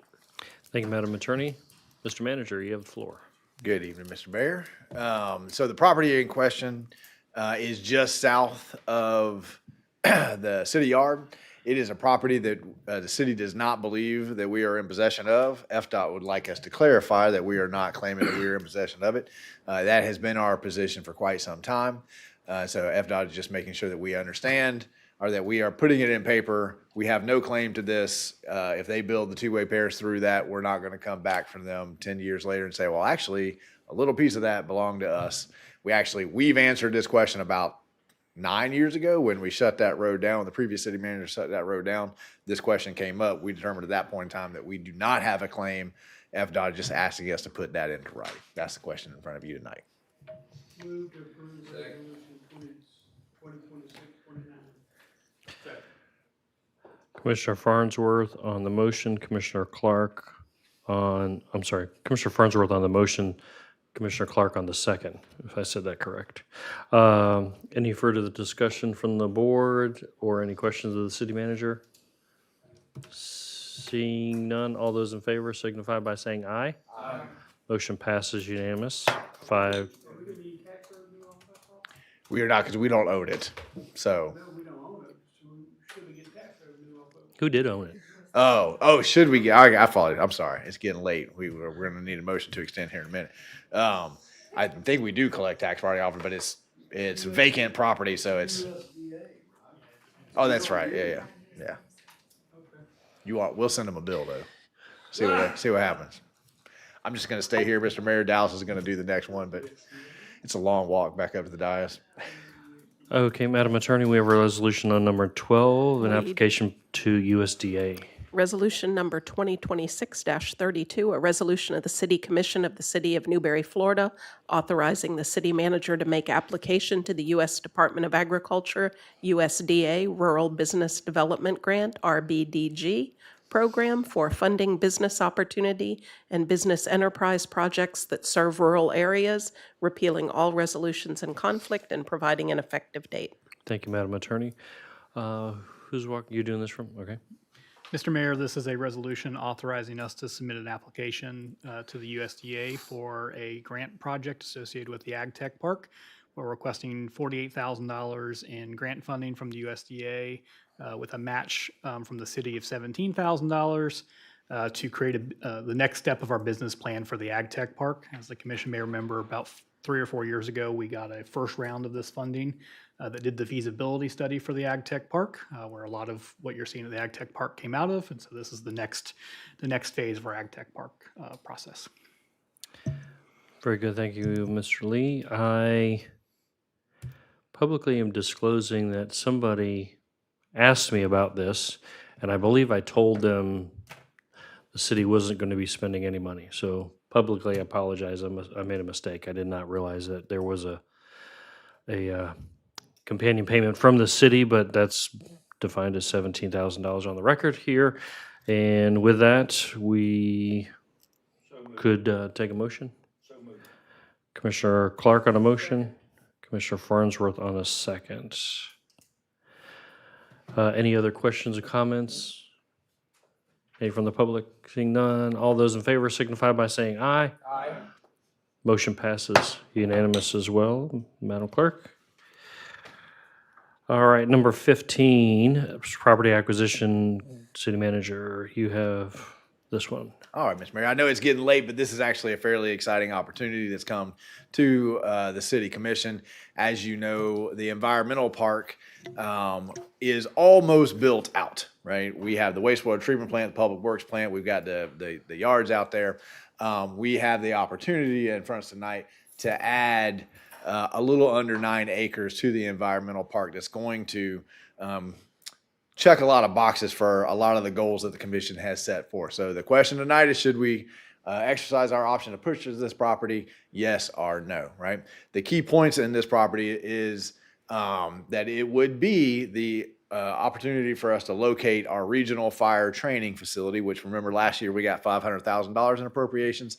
This year, I'm happy to announce that we survived the governor's veto pen. We're adding another $250,000 of that to give the city of Newberry a grand total of $750,000 to build this regional training center, which Gilchrist, Levy, Dixie County, and since Alachua County's appropriation request did get vetoed, I think we'll have Alachua County also visiting this site, which could be a revenue stream coming in for us. It will also save us money because right now it costs us around $150,000 a year to send our guys distant to get the training that they are required to have. Now they can do it here while they are on shift. I need a geographical location to identify to the state of where this is going to be built. And right now, it's getting pretty hard to find property in Newberry to build a place to set on fire. This will also give us, we have negotiated, I don't know if any of you guys watch, was it Landman? But I was watching Landman and I got an idea. We are building a wastewater treatment plant. We have an engineering company that's going to house a project manager there. We have negotiated with that engineering company that they will take the $50,000 that's directly in the budget and they will pay that to the city of Newberry. If they can use that house to have their project manager there during the duration, that's going to have a lot of efficiencies for us. The guy's going to be right there. They have also agreed to work out with us another $50,000 in pro bono work over the life of the 3-year construction of that plant. I think that is a tremendous benefit to us, being able to address any issues that arise right there. This will also, very importantly, I think I have a picture of this, we'll be able to have a roadway connection. Dallas has identified, because he's the math wizard, that we can use 95, I get it on the third time, $95,000 of impact fees to help us construct a new roadway. This is just like we would ask any developer to make sure they have multiple ways in and out of a property. This will give us direct access to Southwest 30th. As you know, we are working with the developer at the eastern end of Southwest 30th to straighten out and pave that road. This will give us a connection to that road. It'll let the fire trucks in and out. It will let Life Soils, Alachua County, it will let us in and out of that process. Obviously, yes. Is that going to connect to the, all the way to the property line that we have our park on? We can go in and out all the way, or is there something holding? We can't. No, we'll be so when they have that road connection, it'll connect to the south to Southwest 30th. It will connect deeper into the environmental park, and the driveway for Life Soils and recycling is about right where I say possible roadway connection, somewhere in there. So we'll be able to access 337. We'll be able to access Southwest 30th, and the spine road will go all the way through the environmental park down to the wastewater treatment plant, the public works compound, etc. And then, of course, we are next commission meeting. You're going to have a presentation about long-term planning for fire. This could be an excellent location with Sandia Park builds out at a couple thousand houses. Weststone builds out at less than a couple thousand houses. I don't remember. Having a fire station in the southwest quadrant of Newberry would be a benefit. That may be 20 years from now, but we would have a place for that. The house could easily be converted, according to the chief, to the living quarters of the fire station, saving us millions of dollars down the road. There's one more benefit up here, is that would give us a connection to sewer right there on Southwest 30th, which would also be important for the long-term planning. It'll allow us to create a loop for our sewer system. So there's the roadway connection that represents the future opportunities. There is also roughly 6 acres that is around that is owned by a different property owner. I think that in the future, there's the possibility, if we acquire this property and the environmental park, which we already own, to add another 6 acres to the environmental park, giving a future commission more opportunities instead of closing the door at this point in time. Okay, we got 2 appraisals. Both appraisals came in roughly at $550. The average value is $548,500. The agreed upon sale price is $600,000. As you know, that's always negotiable, but we did get 2 appraisals. The seller got one, the buyer got one. We averaged them together. Because that is $50,000 over the appraised price, it will require a supermajority vote from this board to move forward. Remember that we got a $50,000, we'll get a $50,000 payment from the engineering firm if they can use it, bringing the sale price for us to $550,000. We got a $50,000 pro bono on future, bringing the sale price to us to $500,000, and we're going to use $95,000 of impact fees to build a road. That will help as well. We cannot use the $750,000 that we got in appropriations to acquire the land for the burn box, and I have to identify to the state the location where that burn box is going to go, or we are in danger of losing the $750,000. So, should we acquire this property, we will use $100,000 of the impact fees on the road. We will have the money from the engineering firm and the trade outs. Right? We need this location. We will need to go out and acquire debt service because a burn box is about $1 million. We got 750. So the remainder on the house will wrap into that debt service. We'll get both of these projects moving and progressing. And we put ourselves in, for the future, in a good spot to use that 9 acres to add additional things. Okay, would somebody like to make a motion of this? So we have Commissioner Coleman on the motion, Commissioner Long on the second. Is there any discussion or other questions for City Manager? Let's fire it up. Commissioner Farnsworth is reaching for the mic. Yeah. What becomes of the house after the project is over? Up to this board. So staff's recommendation is that we find a purpose for it so that in the future, it's there to turn it into a future living station, right? I believe that there will always be something that appears in front of this board as an opportunity. So if it's there and we can utilize it, this board can rent it out and begin to get some money back. In the interim, I think that's a conversation for about 30 to 36 months from now. We'll probably start leading you down that in about 30 months from now as we see the wastewater plant come to a conclusion. We'll bring that question back and say, all right, guys, no different than this house over here. First thing is do we need that property for a parking lot? Second thing is, okay, guys, if we can save the house, what do you want to do with it? That's a policy decision. You guys will tell us. In the other 6 acres, is there a house on that land? There's a barn. Barn, Yeah. okay. And right now, that owner has no interest in selling. I believe that if we acquire this property in the environmental park, the city becomes the best and natural potential future buyer for that land. But right now, I'm in no conversations to acquire that. I simply pointed out that it would be natural for the city to acquire that 10 years, 15 years from now and add some acreage to the environmental park. Mr. Manager, when we got our grant for the burn box and we put it here, are we gonna be able to construct everything we want to do in a timely manner and keep the man in the house from the other company? Correct. Are we that far out that they get going before we build our burn box? Oh, no, we'll build the burn box. We've got almost 9 acres.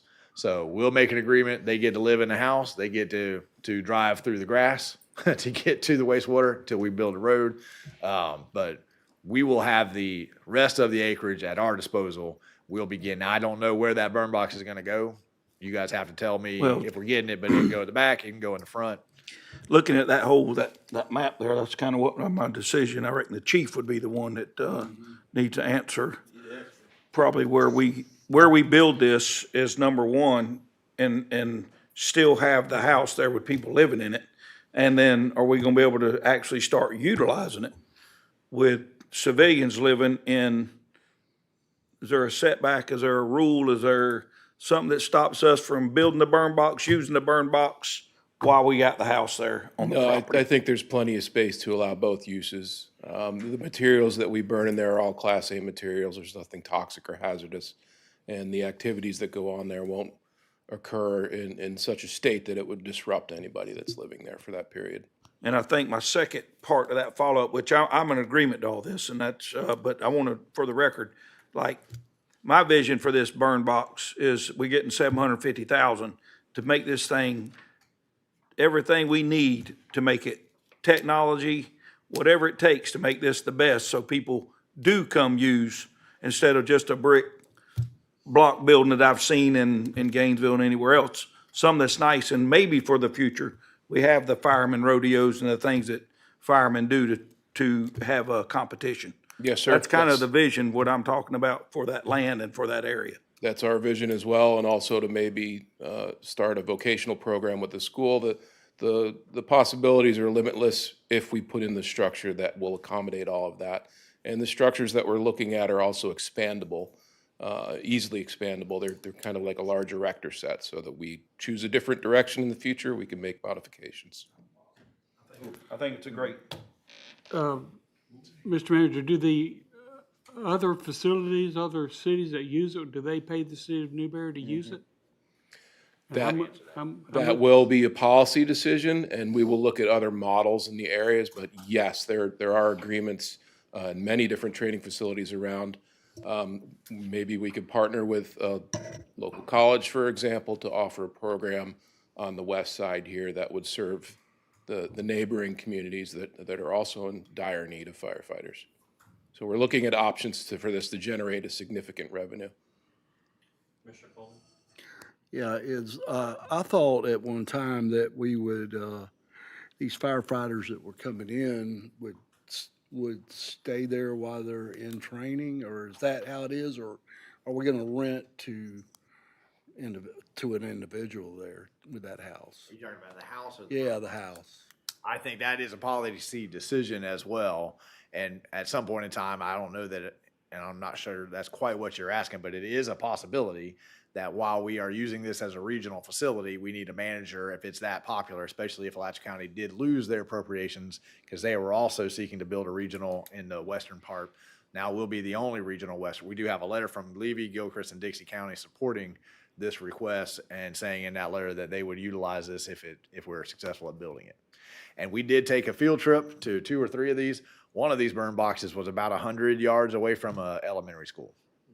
So I was a little hesitant to put it in the middle. I think this is a great location. It's the middle of, right next to a sewer plant. So where's the closest one to Newberry right now? Do you know? There's, the east side of the city, Lofton. They have a facility. It's a very capable facility. I'm not sure what the classification is but we have gone out there in the past, and there's a significant cost with us going out there, plus it leaves Newberry uncovered. Right. To do that training that's mandated by ISO. We have to have, it's called facility training. We have to have a certain number of hours per firefighter per year. Would we see maybe potentially Lafayette, Swanee, Hamilton coming our way? We will open it up to anybody that would like to come. I believe that there's a small facility in Bell that is a series of shipping container boxes, but they're limited in their ability. We're looking at building something that's got a little bit more potential than that. But once we get up and going, we will see what our ability operationally to provide these programs is and expand it as far as we can go. Thank you, Commissioner Coleman. I am looking at the clock. We would need another motion if we extend beyond 10:30. I get 10:21 on my clock at the moment. So all those in favor signify by saying aye. Aye. Motion passes unanimous. All right, we're on to comments. No citizens are here.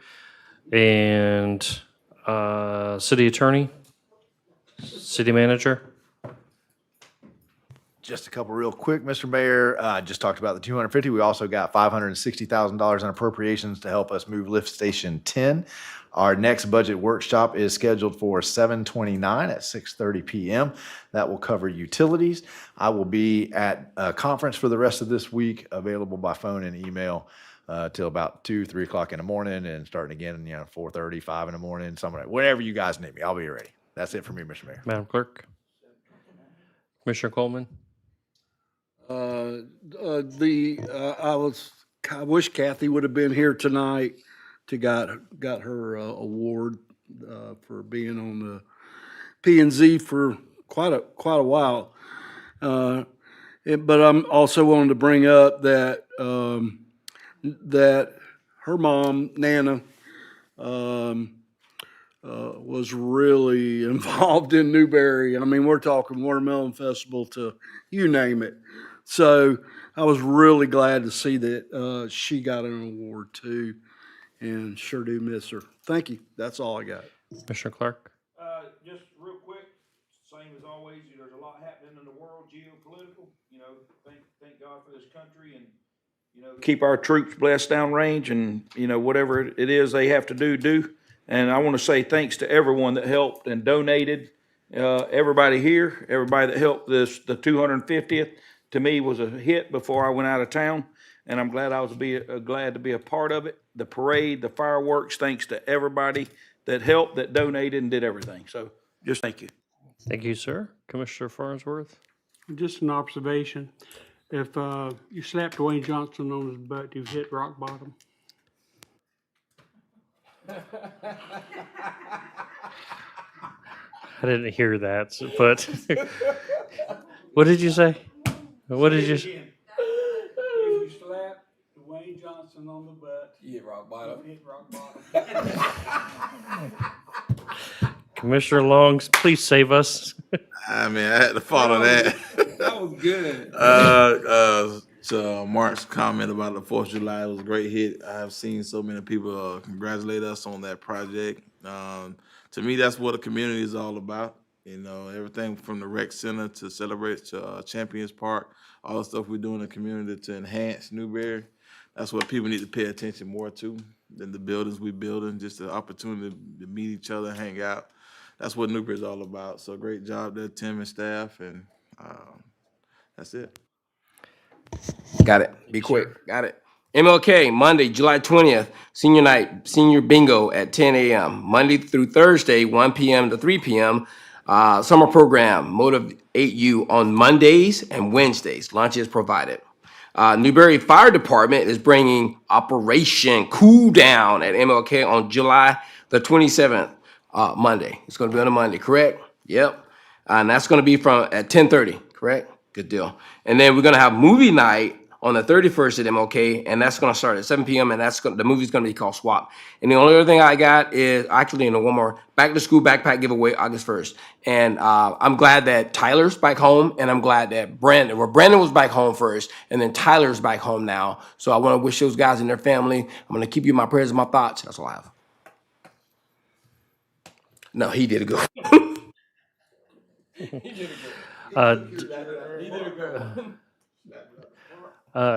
Ditto to everybody's comments. I thought everything has been spectacular as far as the 250th goes.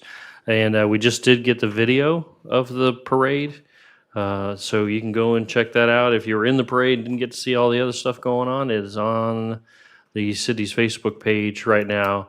And, we weren't trying to go all crazy with the production and the editing. This was single stream, live editing at the same time. So be graceful when you're watching it. It's not like a $15,000 production or anything like that.